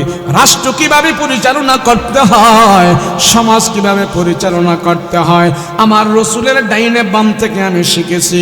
নবীজির শিখানো পদ্ধতি দিয়ে আমার সমাজ আমি পরিচালনা করি, রাষ্ট্র আমি পরিচালনা করি। আল্লাহ, আমার জানা মতো তো আমার কোনো ভুল নাই, আমার জানা মতো আমি তো কোনো ভুল করি নাই। যদি আমার অজান্তে কোনো ভুল হয়ে থাকে তুমি আমাকে জানায় দাও, আমি শুধরিয়ে নিব, আমি শুধরিয়ে নেব। হযরত ওমর বারবার এইভাবে হাত উঠে আল্লাহর দরবারে বলতেছেন, আল্লাহ তুমি আমাকে জানায় দাও, জানায় দাও। না না, কোনো খবর আসে না। হযরত ওমর হাতের চাবুকটা নিয়া ওই ভূমিকম্প অবস্থায় মদিনার মাটির মধ্যে এমন জোরে জোরে আঘাত করেছে, হে মাটি থাম, এখানে আমার পয়গম্বর ঘুমন্ত আছে, আমার রসুলের কথা অনুযায়ী আমি মদিনা পরিচালনা করি। আল্লাহর গজব দিয়া মদিনাবাসীদেরকে তুমি ধ্বংস করবা, আল্লাহর গজব দিয়া মদিনাবাসীদের মুসলমানদের উপরে তুমি গজব দিবা না। ভূমিকম্প এটা হতে পারে না। যার হুকুমে তুমি কাঁপাকাঁপি করো তার হুকুমে তুমি থেমে যাও।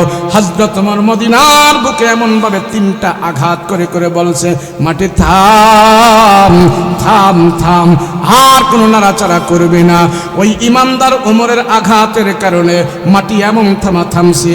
আজকে 1500 বছর হয়ে গেছে, মদিনার বুকে কোনোদিন আর ভূমিকম্প হয় নাই।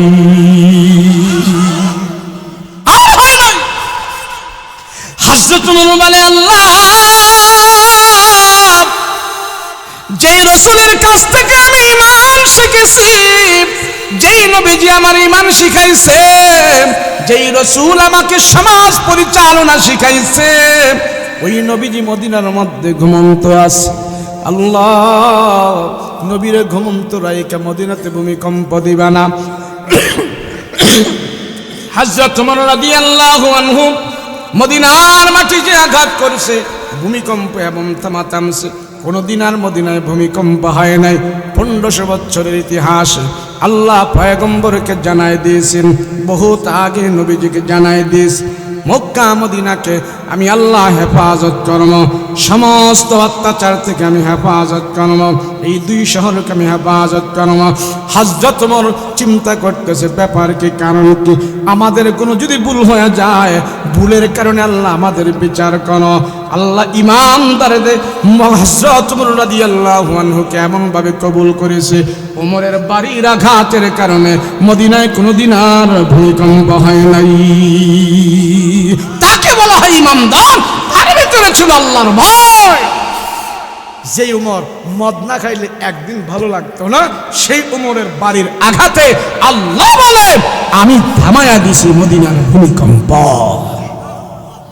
বুখারী শরীফের হাদিস।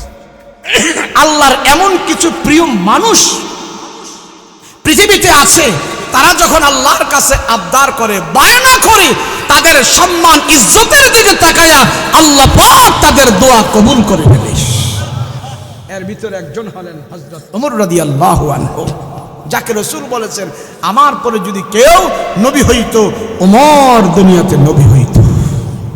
ওমর রাদিয়াল্লাহু আনহু, আমি কথাটা এই জন্য বললাম, আমার এই সমাজ বর্তমানে, আমার এই পরিবেশ এমন হয়েছে, আইন দিয়া, শিক্ষা দিয়া, কত কিছু দিয়া আমার সমাজের জাগতিক উন্নতি হচ্ছে, দালানকোটা বিল্ডিং, অট্টালিকা বাড়ি হচ্ছে, রুট ঘাট হচ্ছে, কিন্তু মানুষের চরিত্রগুলো উন্নত হচ্ছে না। কথা বলেন ঠিক কিনা? কারণ সব জিনিসের দাম বাড়ছে আর একটা জিনিসের দাম কমছে। বুঝতে কি? মানুষের দাম কমছে। কার দাম কমছে? কথা বলেন না, কার দাম কমছে? মানুষের দাম কমছে, সব জিনিসের দাম বাড়ছে। আর জাহেলিয়াতের যুগে যেই মানুষের কোনো দাম ছিল না, আল্লাহর রাসূল এসে মানুষকে সবচেয়ে বেশি দামি করে দিয়েছে। তাহলে হযরত ওমর এমন একটা মানুষ ছিল, মদ না খাইলে ভালো লাগতো না, মদের ঢাম নিয়ে সারাদিন পরে থাকতো। আর মদের বিরুদ্ধে যেদিন আয়াত নাজিল হয়েছে, হযরত ওমর দাঁড়িয়ে গেছে, আমি ওমর জীবিত থাকতে এই শহরে কেউ এক ঢুক মদ পান করবে, আমি ওমর আমার তরবারি দিয়ে তারে ফয়সালা করে দিব। একে বলা হয় আল্লাহর একজন ন্যায় বিচারক, আল্লাহর একজন পছন্দের মানুষ। ওমর একদিন মদিনার গলি দিয়ে হাঁটতেছে, হাঁটতেছে হাঁটতেছে হাঁটতেছে, তো গলির ওই প্রান্ত থেকে একজন আসতেছে। ওমর যেদিকে যাচ্ছে ওদিক থেকে আরেকজন আসতেছে, ওমরের মুখামুখি হবে। তো যেটা আইতেছে হেডায় বোতল খাইয়াইছে। কি খাইয়াইছে? কথা কয় না, কি খাইয়াইছে? বোতল খাইয়াইছে। একটা খাইয়া আর একটা চাদরের নিচে লইয়া এইভাবে আইতাছে। যখন দেখছে সে ওমর আমার দিকে আসতেছে, হ্যাঁ তো থতমত খাইয়া গেছে। আয় হ্যাঁ, এখন কি করবো? এখন যদি দৌড় দেই তো ওমর তো আমাকে সন্দেহ করে ফেলবে, আর দৌড় দিলে সন্দেহ করলে আমি তো দোষী আরো ভালো করে হব। কি করবো? থাকবো না ভাগবো না, দৌড় দিব, করবো নাকি? এখন চিন্তা করতেছে কি করি। এই চিন্তা করতে করতেই বুদ্ধি একটা বাহির করছে, যদি ওমরের হাতে ধরাই পড়ে যায় তাহলে বগলে যে বোতল আছে, বোতল দিয়া যদি জিগা এটা কি কমু, এটা দুধ, দুধের বোতল। ভিতরে কি? দুধ। আসলে ভিতরে কি? লাল পানি। আর ওমরের হাতে ধরা পড়লে বলবো দুধ। আর সে মনে মনে আল্লাহর কাছে তওবা করতেছে, আল্লাহ জীবনে আর কোনোদিন মদ খাইতাম না, আজকে যদি ওমরের হাত থেকে বাচ্চা যায় আর কোনোদিন এই বোতলের সাথে আমার দেখা হবে না, ওয়াদা দিলাম তোমার সাথে। এই চিন্তা করতে করতে হযরত ওমর তার কাছে চলে আসছে। এখন চলে আসার পরে কাঁপতে কাঁপতে বসে গেছে। হযরত ওমর বলে, কি রে তুই অসুস্থ? অনেক কথা কয় না। এই তো তার চোখ মুখ দেখে তো ওমর বুঝে ফেলছে আসলে এটা 2 নাম্বার। কয় নাম্বার? জোরে কান। কি এমন করছো কেন? এই তোমার এই বুকলে কি ওটা কেন? দেখি কি এটা। আরো কলিজায় ভানি নাই, আর দোয়া করতেছে, আল্লাহ ওমরের হাত থেকে বাঁচাই দিও, আল্লাহ ওমরের হাত থেকে বাঁচাই দিও। আরে ন্যায় বিচারক যে, ন্যায় শাসক যে, যে আল্লাহকে ভয় করে চলে, তাম পৃথিবীর মাখলুক এই মানুষটাকে ভয় করতে বাধ্য হয়ে যাবে। রাসূল বলে, তুমি আল্লাহকে ভয় করো, তোমাকে সবাই ভয় করবে। এবার হযরত ওমর বলে, কি এটা? দেখি তো নিচে। কয়টা কি? কিসের বোতল? দুধের বোতল। ভিতরে কি? দুধ। দুধ। হযরত ওমর কি দুধের বোতল আর লাল পানির বোতল চেনে না? এবার মুখটা খুলছে, এই ছেলে তো আরো কাঁপতে উঠছে, হাই হাই শেষ, একবার শেষ, শেষ, আমার দফা শেষ। বোতল যখন খুলছে, খুইলা এভাবে বোতল কাট করছে, কাট করার পরে দেখতেছে কি, ওমর মনে করছে এটা মদের বোতল দেখা যায়, তাহলে তো এটা তো দেখি না, ফরেন আর সামনেই দেখাই না কি ভরতাছে। এভাবে যখন কাট করছে, ওই মদের ভিতরের থেকে গড়ায়া গড়ায়া গরম সাদা দুধ পড়া আরম্ভ করে দিস। মুখটা লাগায় যাও যাও বাড়ির যাও। ওই ছেলে তো আর যায় না। কিরে যা, কয় না যাইতাম না, প্রশ্ন আছে একটা। কয় কি? আপনার সাথে তো একটু কথারে হেরফের করছিলাম। কই কি হেরফের? কই এই বোতলে তো মদ ছিল, দুধ ছিল না। দুধ আইলো কোত্থেকে? কোত্থেকে দুধ আইলো আমার একটু বুঝান, আমি জানতে চাই কি হইলো, আমি তো কোনো বুঝতেছি না। কই কি? বোতলের ভিতরে মদই ছিল, আমি আপনার সাথে কথাটা একটু ঘুরায় বলছি, আমি মনে করলাম যে এখানে তো দুধ কইলে আপনার হাত থেকে বাইচা যাবো, এখন তো মদ দুধে রূপান্তরিত হইল, ওটা কেমনে হইল? তো হযরত ওমর বলে, আচ্ছা আমি যখন নাকি এই বোতল হাতে নিলাম, এই বোতলের মুখ খুললাম, তোর দিলের অবস্থা কি ছিল? তুই মনে মনে কি বলছিলি? বলে আমি বলছিলাম আল্লাহ ওমরের হাত থেকে যদি বেঁচে যায় আমি পরিবর্তন হয়ে যাব, আমি আর জীবনে মদ পান করব না। আমি ওয়াদা করেছিলাম, আমার দিল আমি ঘুরায় ফেলেছি, দিল পরিবর্তন করে ফেলেছি, এই কথা আল্লাহর কাছে আমি বলেছি। হযরত ওমর বলে, তোর দিলের অবস্থা তুই পরিবর্তন করছস, দিল তুই ঘুরাইয়া দিছস, তুই ভালো হওয়ার চেষ্টা করেছস, তোর দোয়া আল্লাহ কবুল করেছে, সেই জন্য বোতলের ভিতরের মদের অবস্থাও পরিবর্তন করে আল্লাহ দুধে রূপান্তরিত করে দিয়েছে। এই যে আমরা যারা এখানে আছি, আমরা যদি সিদ্ধান্ত নিই আমরা পরিবর্তন হয়ে যাব, কি হয়ে যাব? পরিবর্তন হওয়ার নামই হলো ইসলাম। পরিবর্তন যতদিন পর্যন্ত না হবে অতদিন পর্যন্ত আমার আপনার জাগতিক শান্তি, ইহকালীন শান্তি, পরকালীন শান্তি আসতে পারে। পরিবর্তন কেমনে হয়? ওমর হয়েছে পরিবর্তন। হযরত ওমর, আমারে আল্লাহ পাক অনেক ব্যক্তিগত ক্ষমতা দিয়েছে, আপনার আল্লাহ পাক ব্যক্তিগত ক্ষমতা দিয়েছে। আপনি আপনার ঘরে যারা বসবাস করে, আপনার সওয়াল পাওয়াল যারা আছে, আপনার অধীনস্থ যারা আছে, আপনার কর্মচারী যারা আছে, তারা আপনার অধীনে আছে, তাদেরকে আপনি আল্লাহমুখী করার, তাদেরকে আপনি দ্বীন শিখা, তাদেরকে জান্নাতের পথ দেখানোর দায়িত্ব আল্লাহ আপনাকে দিয়েছে। আল্লাহ আপনার এই স্বাধীনতা দিয়েছে, এই শক্তি দিয়েছে, আপনি এটা করতে পারবেন, এটা আপনার উপরে দায়িত্ব। আপনার 3-4টা ছেলে আছে, 3-4টা মেয়ে আছে, আপনার একটা ছেলে আছে, একটা মেয়ে আছে, আপনি সর্দার, আপনি প্রধান, আপনি এলাকার সবাই আপনার মান্য করে। এই সম্মানটুকু যে আল্লাহ আপনাকে দিয়েছে, এই সম্মান দিয়ে আপনি কি করছেন, হাসরের ময়দানে আল্লাহর আদালতে আপনার বিচার হবে। কথা বলেন ঠিক?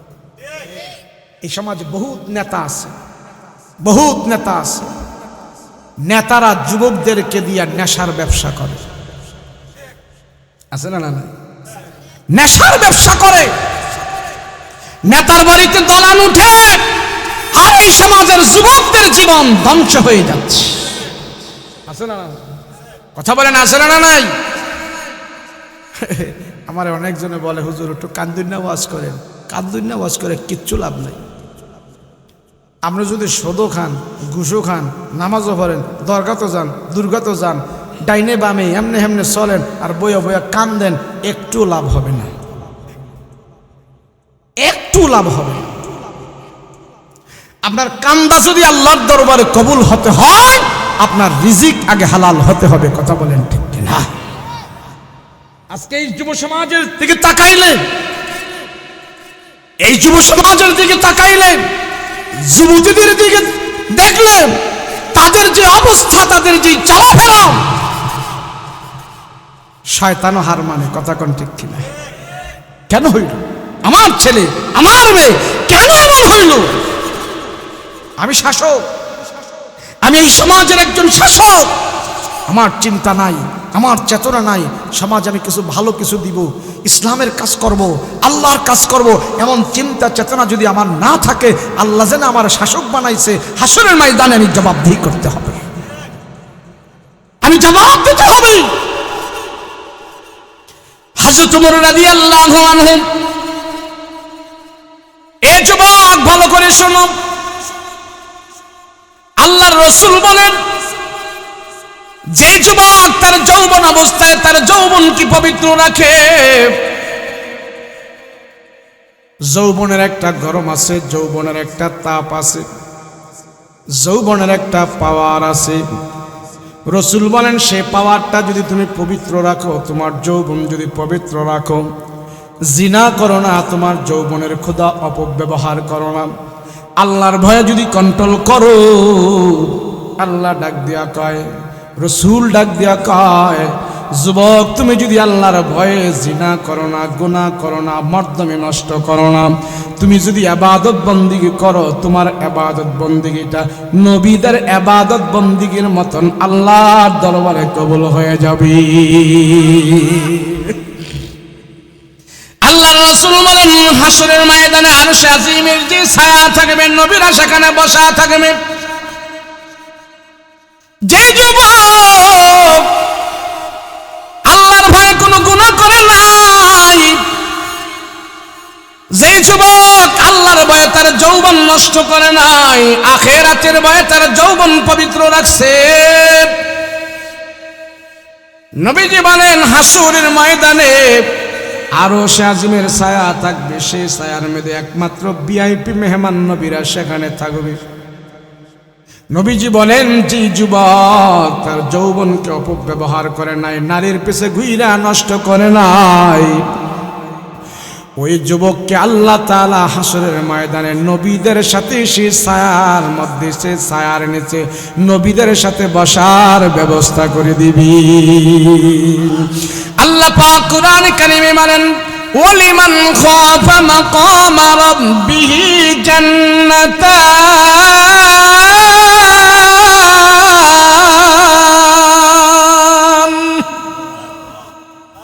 আল্লাহর ভয় নিয়ে যারা কবরে যাবে, আল্লাহ তাদেরকে দুইটা জান্নাত দিয়া পুরস্কৃত করবে। একটা না, দুইটা জান্নাত দিব। এই আয়াত আল্লাহ পাক বলেন হযরত ওমর রাদিয়াল্লাহু আনহুর জামানায় একটা যুবক ছিল, যেই যুবক তার সুনাম সুখ্যাতি মদিনার সব মানুষের সাথে ছিল, সমস্ত মানুষ তার খুব ভালো বলতো। কি এমন একটা যুবক ছিল, তার কোনো বদনাম ছিল না, তার সুনাম, তার আখলাক, তার চরিত্র, মাধুর্য, কথাবার্তা সব ভালো ছিল। মদিনার সব মানুষের কাছে ছড়িয়ে গেল যুবকের এত ভালো, এত সুনাম। এমন যুবক আছে না? না কথা কয় না, আছে না? নাই। কলেজে পড়ে, স্কুলে পড়ে, ভার্সিটিতে পড়ে, মাথায় পাঞ্জাবি টুপি লাগায়া 5 ওয়াক্ত নামাজ পড়ে, আছে না? নাই। ওমর রাদিয়াল্লাহু আনহুর জামানায় এমন একটা যুবক, সেই যুবক আল্লাহওয়ালা যুবক, তো হযরত ওমরও তার প্রশংসা করেছে। আমি অন্যদিকে ওয়াজ করলে পারি, হাসায়া, কান্দায়া, মাতায়া, আপনার ঘরে ইমোশনালি কিছু আবেগ দিয়েও যেতে পারি, কিন্তু আমি আজকে এই কথাগুলো এই জন্য বলছি, বাস্তবের আলোকে কিছু কথা না বললে আমাদের দ্বারা কোনো ফায়দা হয় না। বাস্তব যেখানে, সমাজ নষ্ট যেখানে হচ্ছে, সেই কথাগুলো বলা অবশ্যই দরকার। হযরত ওমর তার প্রশংসা, সবার কাছে তার প্রশংসা, সবাই তার ভালোবাসে, পছন্দ করে। ওই সময় ওই মদিনার গ্রাম্য এক রূপসী সুন্দরী মহিলাও এই যুবকটাকে ভালোবাসে। খুব ভালো করে শুনে, সবার ভালোবাসা আর তার ভালোবাসার ভিতরে একটু পার্থক্য। বজ্জাত কিছু মহিলা আছে, ঘুরঘুর করে পুরুষ মানুষদেরকে ফান্দে ফালাইয়া কিছু টাকা টোকা ইনকাম করার জন্য কিছু দান্দাবাজ মহিলাও সমাজে এখন ঘোরাঘুরি করে, আছে না? নাই। এটা শুধু এখন নয়, নবীদেরকেও কুচক্রী মহিলারা নবীদেরকে পর্যন্ত ফান্দে ফালাইয়া দিছে। মুসা নবীরে ডাইরেক্ট জিনার অপবাদ দিয়া দিছে, তো মুসা নবী যখন এমন এক ধমক দিছে, ওই মহিলায় সত্য কথা বলে ফেলছে, আর অপবাদ টিকে নাই। ইউসুফ আলাইহিস সালাতু ওয়াস সালামকে বিনা দোষে এক মহিলা জুলাইখা অপবাদ দিয়া বিনা দোষে 7 বছর জেল খাটাইছে। কয় বছর? আর মহিলাদের ষড়যন্ত্র, আমার রাসূলকেও ষড়যন্ত্র করে ভাতের সাথে বিষ মিশ্রণ করে এক মহিলা আমার নবীকে পর্যন্ত তারা মেরে ফেলার চেষ্টা করেছিল। তাহলে মহিলাদের ষড়যন্ত্র এটা সব জামানায় সব সময় ছিল। হযরত ওমর রাদিয়াল্লাহু আনহুর জামানায়ও এক মহিলা এমন ভাবে ওই ছেলের পিছনে লাগছে যে সবাই তারে ভালোবাসে, তার প্রশংসা করে, আমিও তার প্রশংসা করব, আমিও তারে ভালোবাসবো। তো আমার ভালোবাসাটা থাকবে অন্যরকম, বেকায়দার ভালোবাসা। আমার সাথে তার মনোরঞ্জন, মহিলাও দেখে তারে ভালো লাগছে। বুদ্ধি কইরা সে মহিলা একদিন এই নওজোয়ান যুবককে এক রুমের ভিতরে আটকাইছে। আটকায় বলে, আজকে যাবে কোথায়? তোমারে সবাই তোমার প্রশংসা করে, আজকে আমিও প্রশংসা করব, আমিও ভালোবাসবো, আমারটা হবে একটু ব্যতিক্রম। তো ছেলে প্রথম বুঝতে পারে নাই, লাস্টে যায় বুঝলো যে হ্যাঁ আমার অবস্থা খুব খারাপ, এই বজ্জাত মহিলা, এই হারামি মহিলা আমার ঈমান নষ্ট করে দিবে, আমার চরিত্র নষ্ট করে দিবে। আল্লাহ, আমি কেমনে বাঁচবো? পিছনে তাকায় দেখে মহিলা ঘরের দরজার জানালা সব বন্ধ করে দিয়েছে। মহিলা হাসাহাসি করতেছে, যাওয়ার কোনো কায়দা নাই, আমি যা কমু তাই তোর করতে হবে, যদি না করো দরজা খুলে যদি মানুষদেরকে ডাকি আমার কথা বিশ্বাস করি তোমারে সবাই পানিশমেন্ট দিবি। ছেলে তো খুব বেকায়দায় পড়ছে। আচ্ছা বলেন, একজন নারী জাতি সে যদি ইজ্জত, তার যৌবন জীবন সে যদি পবিত্র রাখে, কোন পুরুষ কি তারে ক্ষতি করতে পারবে? পারবে? পারবে না।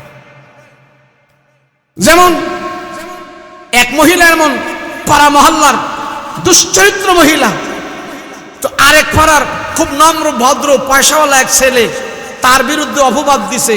বিচারকের কাছে আইসা বিচারক সাহেব মনে মনে উদ্দেশ্য হইল, যদি একটা তার নামে অপবাদ দিয়া তার থেকে যদি বিচার আচার করে কিছু টাকা টোকা নিতে পারি, তাহলে আমি 2-3 দিন পয়সা খাইতে পারবো, এমন একটা ব্যবস্থা। ওই মহিলায় ভালো একটা ছেলের নামে এসে বিচারকের কাছে অপবাদ দিছে। বিচারক সাহেব, ও মাতাব্বর সাহেব, উত্তরপাড়ার আবুল্লাহ আমার সাথে এমন করছে, আমার ইজ্জতের উপরে হামলা করছে, আপনি বিচার করেন, আমি বিচার চাই। তো বিচারক ছিল আল্লাহওয়ালা বিচারক। বিচারক ঠিক আছে, তোর বিচার আমি করবো। বিচার যখন দিছ, বিচার আমি কইরেই দিব। আবুল্লারে ডাক কান্না কয়, কিরে, ওই যে রূপালী তোর নামে বিচার দিছে, তুই এমন কাজ কেমনে করলি? তো সে কলে, আল্লাহর কসম খাইয়া কই, আমি মাথার ধরে কই, কোরআন ধইরা কই, আমি এমন কাজ করি নাই, এমন কাজ আমি করি নাই। তো মহিলারা ডাক আনছে বিচারক। ডাক আনার পরে তুই কেমনে করলি এই কাম? কেমনে? এই হাইদি না করে, হাইদি কিরা কসম কাটতে কই? তো মহিলা কয়, আমিও কিরা কসম কাটতে কই, কোরআন ধরে কই, মসজিদ ধরে কই, মাথা শুয়া কই, আল্লাহর সাক্ষী রেখে কই, সে এমন করছে, আমি বিচার চাই। তো বিচারক তো ছিল আল্লাহওয়ালা বিচারক। এখনকার বিচারক তো আল্লাহওয়ালা না, 500 টাকা দিলে রাত্রে ঘুরা জায়গা। আরে ভাই, এই সমাজের ভিতরে বিচারকদের যে অবস্থা, 2000 টাকা দিয়ে ছাগল কিনা যায় না, 500 টাকা দিয়ে বিচারক কিনা যায়। আপনাদের দেশের কথা আমি জানি না, আমাদের কুমিল্লা এমন বহুত আছে, বহুত আছে। রাসূল বলেন, ন্যায় বিচারক আল্লাহর আদালতে ইনসাফের কাঠগড়ায় যখন দাঁড়াবে, ন্যায় বিচার করার কারণে আল্লাহ তারে সোজা জান্নাতে ঢুকাইয়া দিবে। ন্যায় বিচারক নামাজ যদি 2 ওয়াক্ত কমও পড়ে, বিচার ইনসাফ মতো করছে। রোজা যদি 2 একটা কমও রাখে, বিচার ইনসাফ মতো করেছে, আল্লাহর জান্নাত তার জন্য খোলা রয়েছে। ইনসাফকারের বিচারের দাম এত বেশি আল্লাহর কাছে। তো ওই বিচারকে বজ্জাত মহিলা ছেলে দিনা করতেছে, কিরা কসম কাটতে কই, আমিও কিরা কসম কাটতে কই, আল্লাহর কসম কাটতে কই, মসজিদ ধরে কই, পাঞ্জাবি ধরে কই, সে এরকম করছে। তো বিচারককে, শোন, তুই বিচার ভাবি, তবে আমার একটা শর্ত আছে। কি শর্ত? 10টা টাকা নেই, 10টা টাকা নে, এই 10টা টাকা নিয়া যা, আগামী শুক্রবারে সকালবেলা 10টা বাজায় না, এই টাকাটা আমার কাছে আমি যেমনি দিয়েছি এমনি তুই আমার কাছে জমা দিবি। পারবি?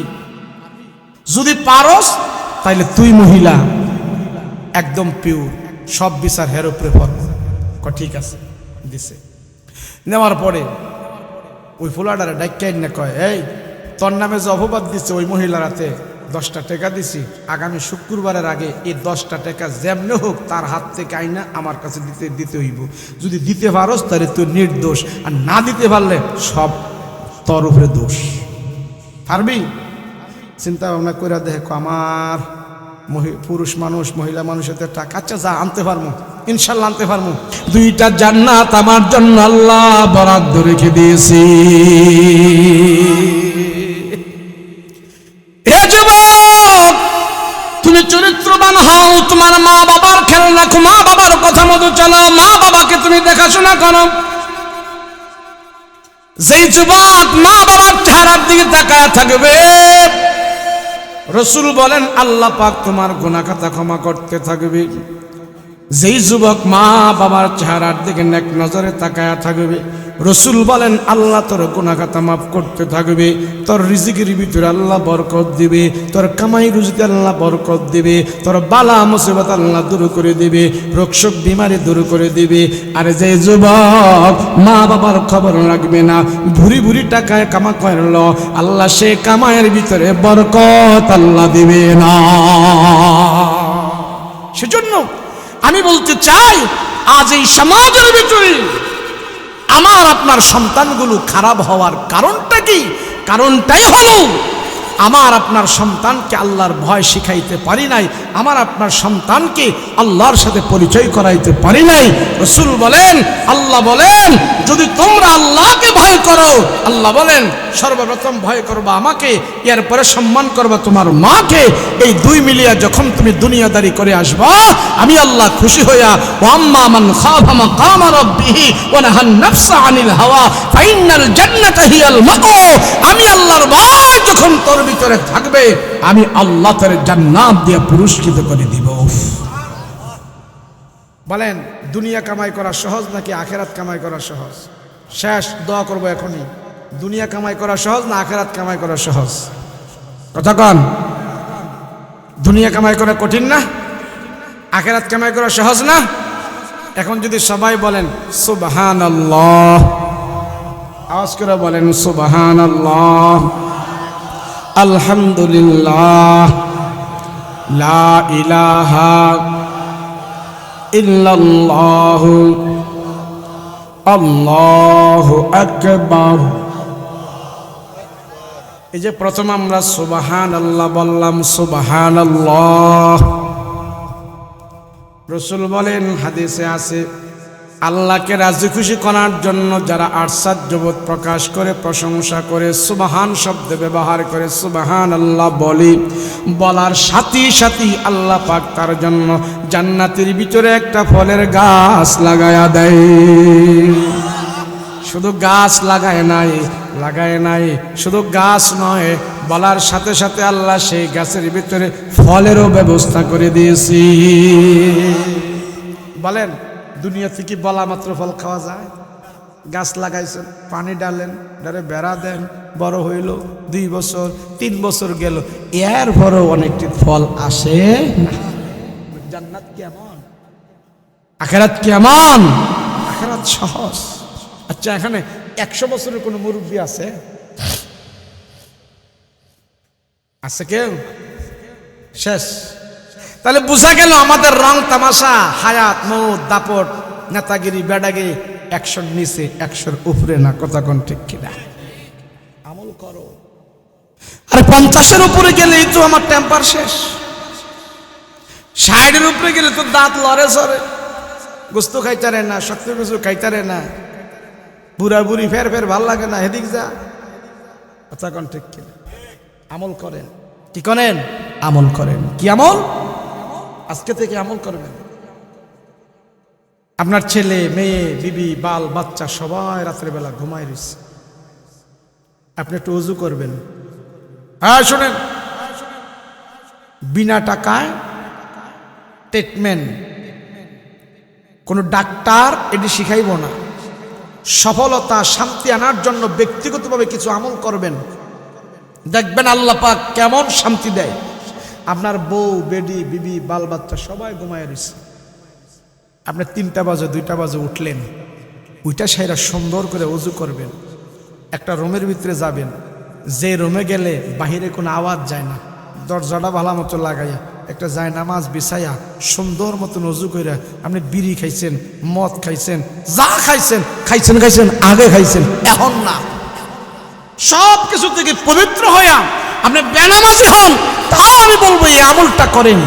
রাতের বেলা উঠে আপনার সবাই ঘুমায় রয়েছে, আপনি একটা জায়নামাজ বিছাইয়া সুন্দর মতন অজু কইরা 2 রাকাত নামাজ পড়েন, যেমন পারেন তেমনই পড়েন, পয়রা সাইরা আল্লাহরে ডাক দেন, চোখের পানি ফালান।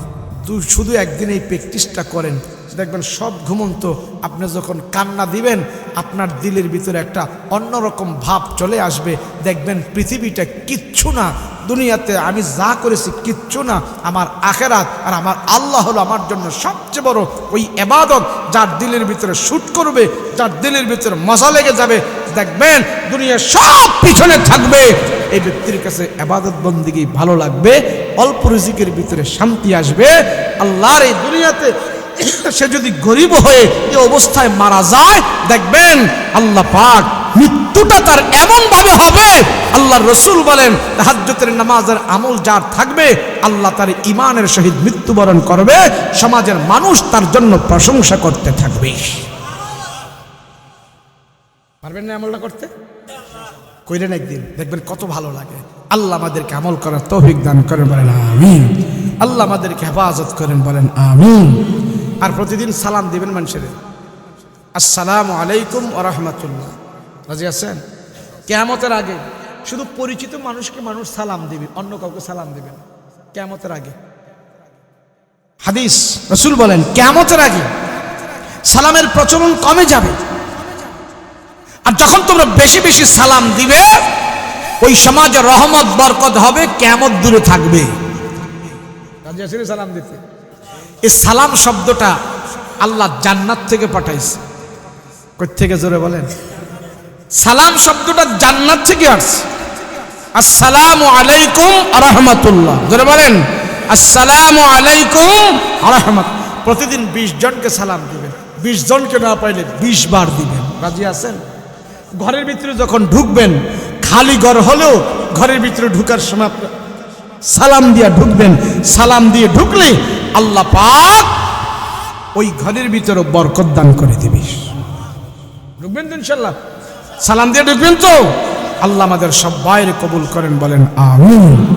আমার ছেলে, আমার মেয়ে, আমার সাবালিকা মেয়েটা, আমার বালক ছেলেটা, তারা এখন সব কিছু বুঝে আমার বাবার উপরে দায়িত্ব হলো, তাদেরকে আমি বলবো এই সম্মানিত কপাল লাগায়া সন্তান আল্লাহকে সাজদা করো, নামাজ পড়ো, আল্লাহর কুদরতি পারে তোমরা সাজদা দাও, নামাজ আদায় করো। ফরজিয়াতগুলোর ব্যাপারে আমার সন্তানদেরকে আমরা সতর্ক করবো। রাজি আছেন ইনশাআল্লাহ? যদি আমি বাবা হয়ে আমার মেয়েকে আমি সতর্ক না করি, আমি বাবা হয়ে আমার সন্তানকে যদি ফরজিয়াতের আদেশ না দেই, কান্নাকাটি করে ওয়াজ করে কোনো লাভ হবে না। আমি বাবা, আমার এই ছেলের জন্য আমি জাহান্নামেও যাওয়া লাগতে পারে। আমলি জিন্দেগি গঠন করবো আমরা। রাজি আছেন ইনশাআল্লাহ? রাজি আছেন ইনশাআল্লাহ? আল্লাহ আমাদের সবাইকে কবুল করেন, বলেন আমিন।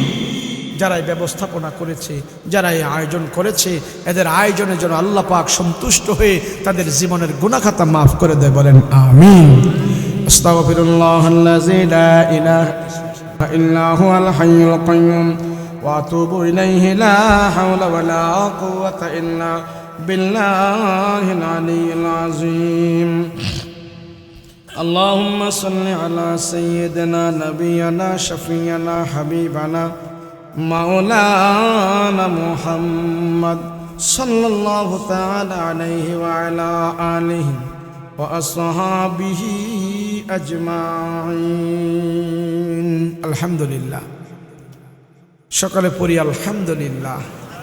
এই যে আমরা এতক্ষণ বসেছিলাম, আমাদের আমলনামায় কোনো গুনাহ হয় নাই, বলেন আলহামদুলিল্লাহ। আল্লাহ যেন শেষ পর্যন্ত আমাদের গুনাহ খাতা সমস্ত কিছু মাফ করে, ফেরেশতারা যেন আমাদের জন্য রহমতের দোয়া করে, আল্লাহর দরবারে যেন আমাদের জন্য নাজাতের দোয়া করে, বলেন আমিন। আজকে অনেকে এখানে ছিলেন, সভাপতি সাহেব, বিশেষ অতিথি, প্রধান অতিথি, অনেকে এখানে আছেন, আপনারাও আছেন। আমার সাথে যে বারবার ফোন করতো, কেরানা নাম কি? মনির ভাই। যাক, ওনার আব্বা নেই, নুরু মিয়া, আরও আছেন কমিসুদ্দিন, সবার জন্য দোয়া করব, সকলের জন্য দোয়া করব। এবং মসজিদে কেশিয়া সাহেব অসুস্থ, দোয়া হবে। অত্র এলাকার ভিতরে অনেকের আব্বা আম্মা, মা বাবা, ভাই বোন, আত্মীয় স্বজন, পাড়া প্রতিবেশী সবাই কবরের মধ্যে শুয়ে আছে। যে যেখানে শুয়ে আছে, কবরের ভিতরে আছে, তারা আজকে অসহায়। তারা চাচ্ছে আমার সন্তান আমার জন্য কি করছে। তারা আজকে কবরে শুয়ে অপেক্ষায় আছে, আমার ছেলে আমার জন্য কি পাঠায়, আমার সন্তান আমার জন্য কি করতেছে। যদি বছরে একবার হলেও সন্তান যদি মা বাবার জন্য আল্লাহর দরবারে হাত উঠে কান্দে, সেই চোখের পানি ফেরেশতারা মা বাবার কবরে নিয়ে মা বাবার কবরের আগুন আল্লাহ পাক মিটিয়ে দিবে। সন্তান কি করে, সন্তান মা বাবার জন্য কি করছে, মা বাবা খবরে পড়ে পড়ে তাকায় আছে। আরে সন্তান, তোদের জন্য অনেক কিছু করেছি, তোমাদের জন্য বাড়ি গাড়ি করে দিয়ে আসছি, আর আমরা কবরে পড়ে আছি, আমাদের জন্য তোমরা তো কিছুই করছো না। কবর থেকে আমাদের মা বাবা আমাদের জন্য ডাকে, আমাদেরকে আর্তনাদ করে, আমরা শুনতে পাই না। যখনই আমরা মা বাবার জন্য দোয়া করব, মা বাবার জন্য একটু সদকা করব, মা বাবার জন্য একটু দান করব, মা বাবার জন্য একটু নেক আমল করব, এই অল্প আমলই হতে পারে আমার মা বাবার কবরের আযাব আল্লাহ চিরতরে বন্ধ করে দিবে। আস্তাগফিরুল্লাহাল্লাযী লা ইলাহা ইল্লা হুয়াল হাইয়ুল কাইয়্যুম ওয়া আতুবু ইলাইহি লা হাওলা ওয়া লা কুওয়াতা ইল্লা বিল্লাহিল আলিয়্যিল আযীম। اللهم صل على سيدنا نبينا شفيعنا حبيبنا مولانا محمد صلى الله تعالى عليه وعلى آله وصحابه أجمعين اللهم آمين. ربنا ظلمنا أنفسنا وإن لم تغفر لنا وترحمنا لنكونن من الخاسرين. رب ارحمهما كما ربياني صغيرا. رب ارحمهما كما ربياني صغيرا. اللهم وفق علينا لما تحب وترضى. اللهم اكفني بحلالك عن حرامك وأغنني بفضلك عمن سواك.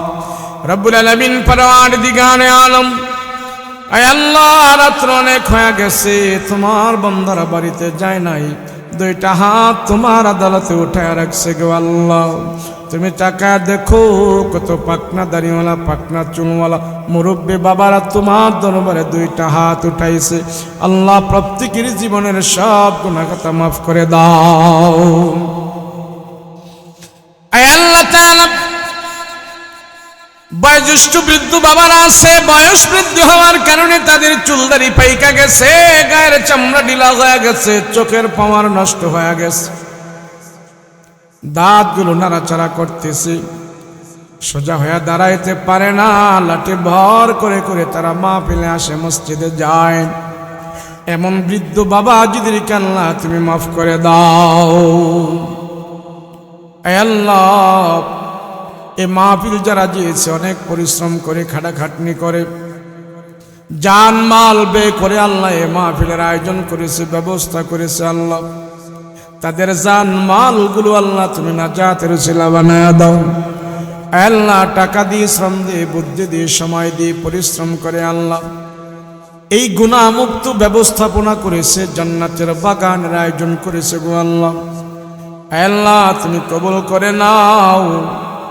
আল্লাহ, মাহফিলকে কেন্দ্র করে তুমি আল্লাহ এলাকাতে যত মুর্দিগানেরা কবরের ভিতরে আছে আল্লাহ, সবার কবরের ভিতরে আল্লাহ তুমি নাজাতের বাণী হিসাবে পৌঁছায়া দাও। আল্লাহ মালিক, জীবনে কত গুনাহ করেছি, জানিয়া না জানিয়া, ইচ্ছায় অনিচ্ছায়, আলোয় অন্ধকারে, যত প্রকারের গুনাহ করেছো গো আল্লাহ, তুমি আমাদেরকে মাফ করে দাও। আল্লাহ, বক্তার গুনার খবর শ্রোতারা জানে না, শ্রোতাদের গুনার খবর বক্তা জানে না, ইমামের গুনার খবর মুক্তাদিরা জানে না, মুক্তাদিদের গুনার খবর ইমাম সাহেব জানে না, মা বাবার গুনার খবর সন্তানেরা জানে না, সন্তানদের গুনার খবর মা বাবা জানে না। আয় আল্লাহ, দুনিয়ার কেউ জানুক আর না জানুক তুমি জানো। এত জানার পরেও তোমার বান্দার গুনাহগুলা তুমি গোপন রাখছো, প্রকাশ করো না। হাসুরের ময়দানে তুমি আমাদের গুনাহগুলো প্রকাশ করিয়া লজ্জা দিও না। আয় আল্লাহ, জিন্দেগীর সব গুনাহ খাতা মাফ করে দাও। আয় আল্লাহ, মা বাবার গুনার খবর যদি সন্তানেরা জানতো, সন্তানেরা মা বাবারে মা বাবা বলিয়া ডাক দিত না। সন্তানদের গুনার খবর যদি মা বাবা জানতো, ঘর থেকে বের করে দিত। আল্লাহ, তোমার বান্দার উপর তুমি কত রহম করেছো, কত দয়া করেছো। বান্দার গুনাহগুলো আল্লাহ তুমি গোপন রাখছো, প্রকাশ করো না। আয় আল্লাহ, তুমি যে কত বড় মেহেরবান, কত বড় দয়াবান রে খোদা। আরে মালিক,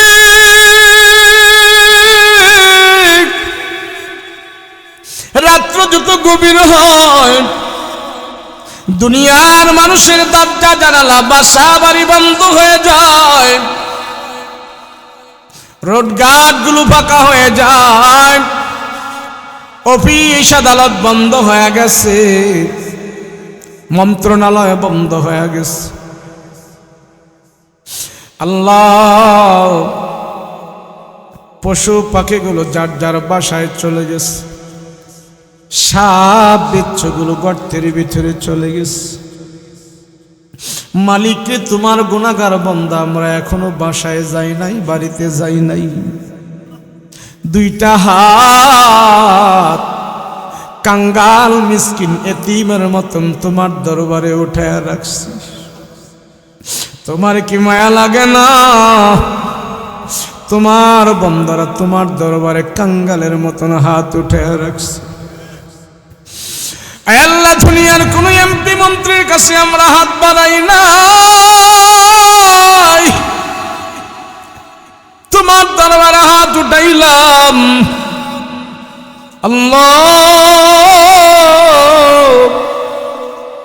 তোমার দরবারের ভিখারি, দুনিয়ার ভিক্ষুক যদি এক ঘরে ভিক্ষা না পায়, অন্য ঘরে চলে যায়। আমরা যদি তোমার দরবার থেকে ক্ষমা না পাই, কোথায় যাব? যাওয়ার তো আমাদের কোনো জায়গা নাই। আয় আল্লাহ, তুমি আমাদের মাফ করে দাও। আয় আল্লাহ, তুমি ক্ষমা করে দাও। আয় আল্লাহ, ভুল ত্রুটি তুমি মাফ করে দাও। আয় আল্লাহ, এমন সন্তান এখানে আছে যে হাতগুলো তোমার আদালতে উঠে রাখছে। এ হাত দিয়া এই সন্তান তার আদরের মা বাবার কবরের ভিতরে রাখছে। এমন সন্তান এখানে হাত উঠে রাখছে, এ হাত দিয়া তার মা বাবার কবরের ভিতরে রাখছে। এমন সন্তান এখানে আছে, এ হাত দিয়া তার মা বাবার জন্য কবর করছে। এ হাত দিয়া তার মা বাবার কাফনের কাপড় পরাইয়া দিছে। আল্লাহ, যে মা বাবা আমাদের জন্য কষ্ট মেহনত করে বাড়ি গাড়ি করে দিয়া গেছে, ওই মা বাবা এখন অন্ধকার কবরে ঘুমায়। জানি না মা বাবার কবরটা কোন অবস্থায় আছে রে আল্লাহ।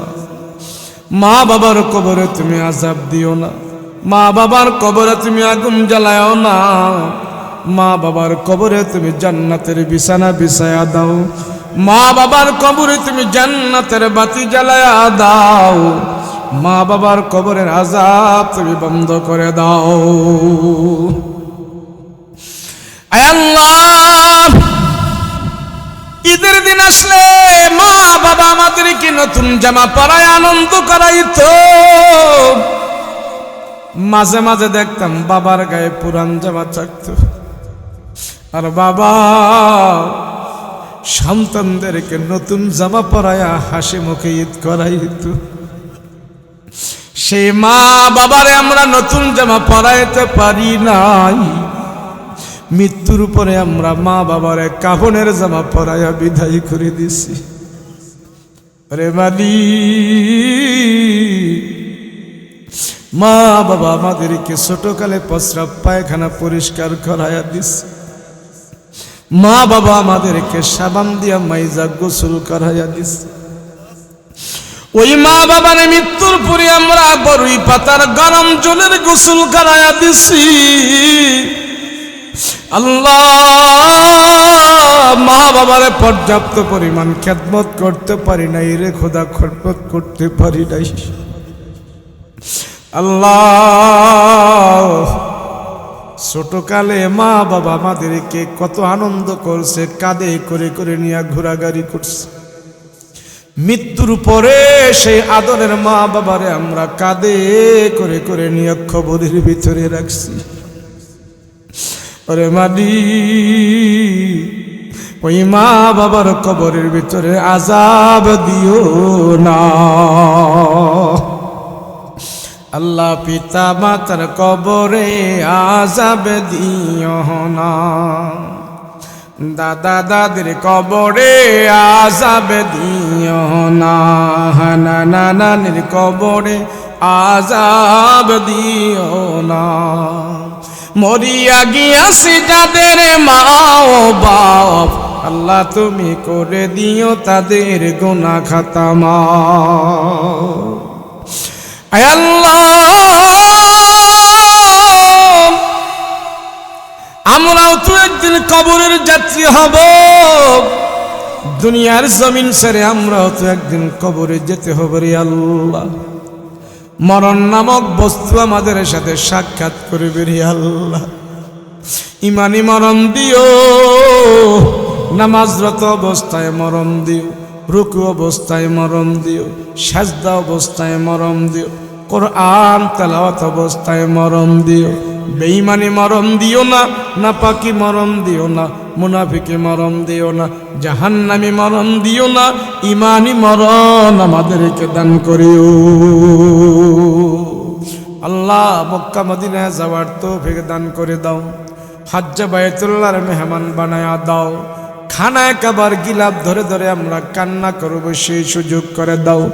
নবীর রওজার পাশে আমাদেরকে দাঁড় করায়া দাও, প্রাণ ভরে নবীরে আমরা সালাম জানাবো সেই ব্যবস্থা করে দাও। আল্লাহ, নবীর রওজায় যদি আমরা না যাইতে পারি গো, ঘুমের ঘরে আমার নবীর নুরানি চেহারাটা স্বপ্নে যোগে দেখাইয়া জাহান্নামের আগুন হারাম করে দাও। আল্লাহ, এই সমাজের ভিতরে কত মানুষ অসুস্থের ভিতরে আছে, আল্লাহ তুমি সুস্থ করে দাও। আল্লাহ, তাদের কামাই রুজিতে বরকত দান করে দাও, হালাল রুজি খাওয়ার তৌফিক দান করে দাও, শাফায়া জেলা কামেলা দান করে দাও, বালা মুসিবত থেকে হেফাজত করে দাও। আল্লাহ, রোগ শোক বিমারি থেকে হেফাজত করে দাও, আসমানি জিসমানি গজব থেকে হেফাজত করে দাও, দুশ্মনের দুশ্মনী থেকে হেফাজত করে দাও, জালেমের জুলুম থেকে হেফাজত করে দাও, অন্যায় অপরাধ থেকে হেফাজত করে দাও, কবিরা সগীরা গুনাহ থেকে হেফাজত করে দাও, সমস্ত পাপ থেকে আমাদেরকে মুক্ত করে দাও। সাল্লাল্লাহু তাআলা আলাইহি ওয়া আলা আলিহি ওয়া সাহবিহি আজমাইন। সুবহানা রাব্বিকা রাব্বিল ইজ্জাতি আম্মা ইয়াসিফুন ওয়া সালামুন আলাল মুরসালিন আলহামদুলিল্লাহি রাব্বিল আলামিন। বিহাক্কি লা ইলাহা ইল্লাল্লাহু মুহাম্মাদুর রাসূলুল্লাহ সাল্লাল্লাহু আলাইহি ওয়া সাল্লাম। আসসালামু আলাইকুম ওয়া রাহমাতুল্লাহ।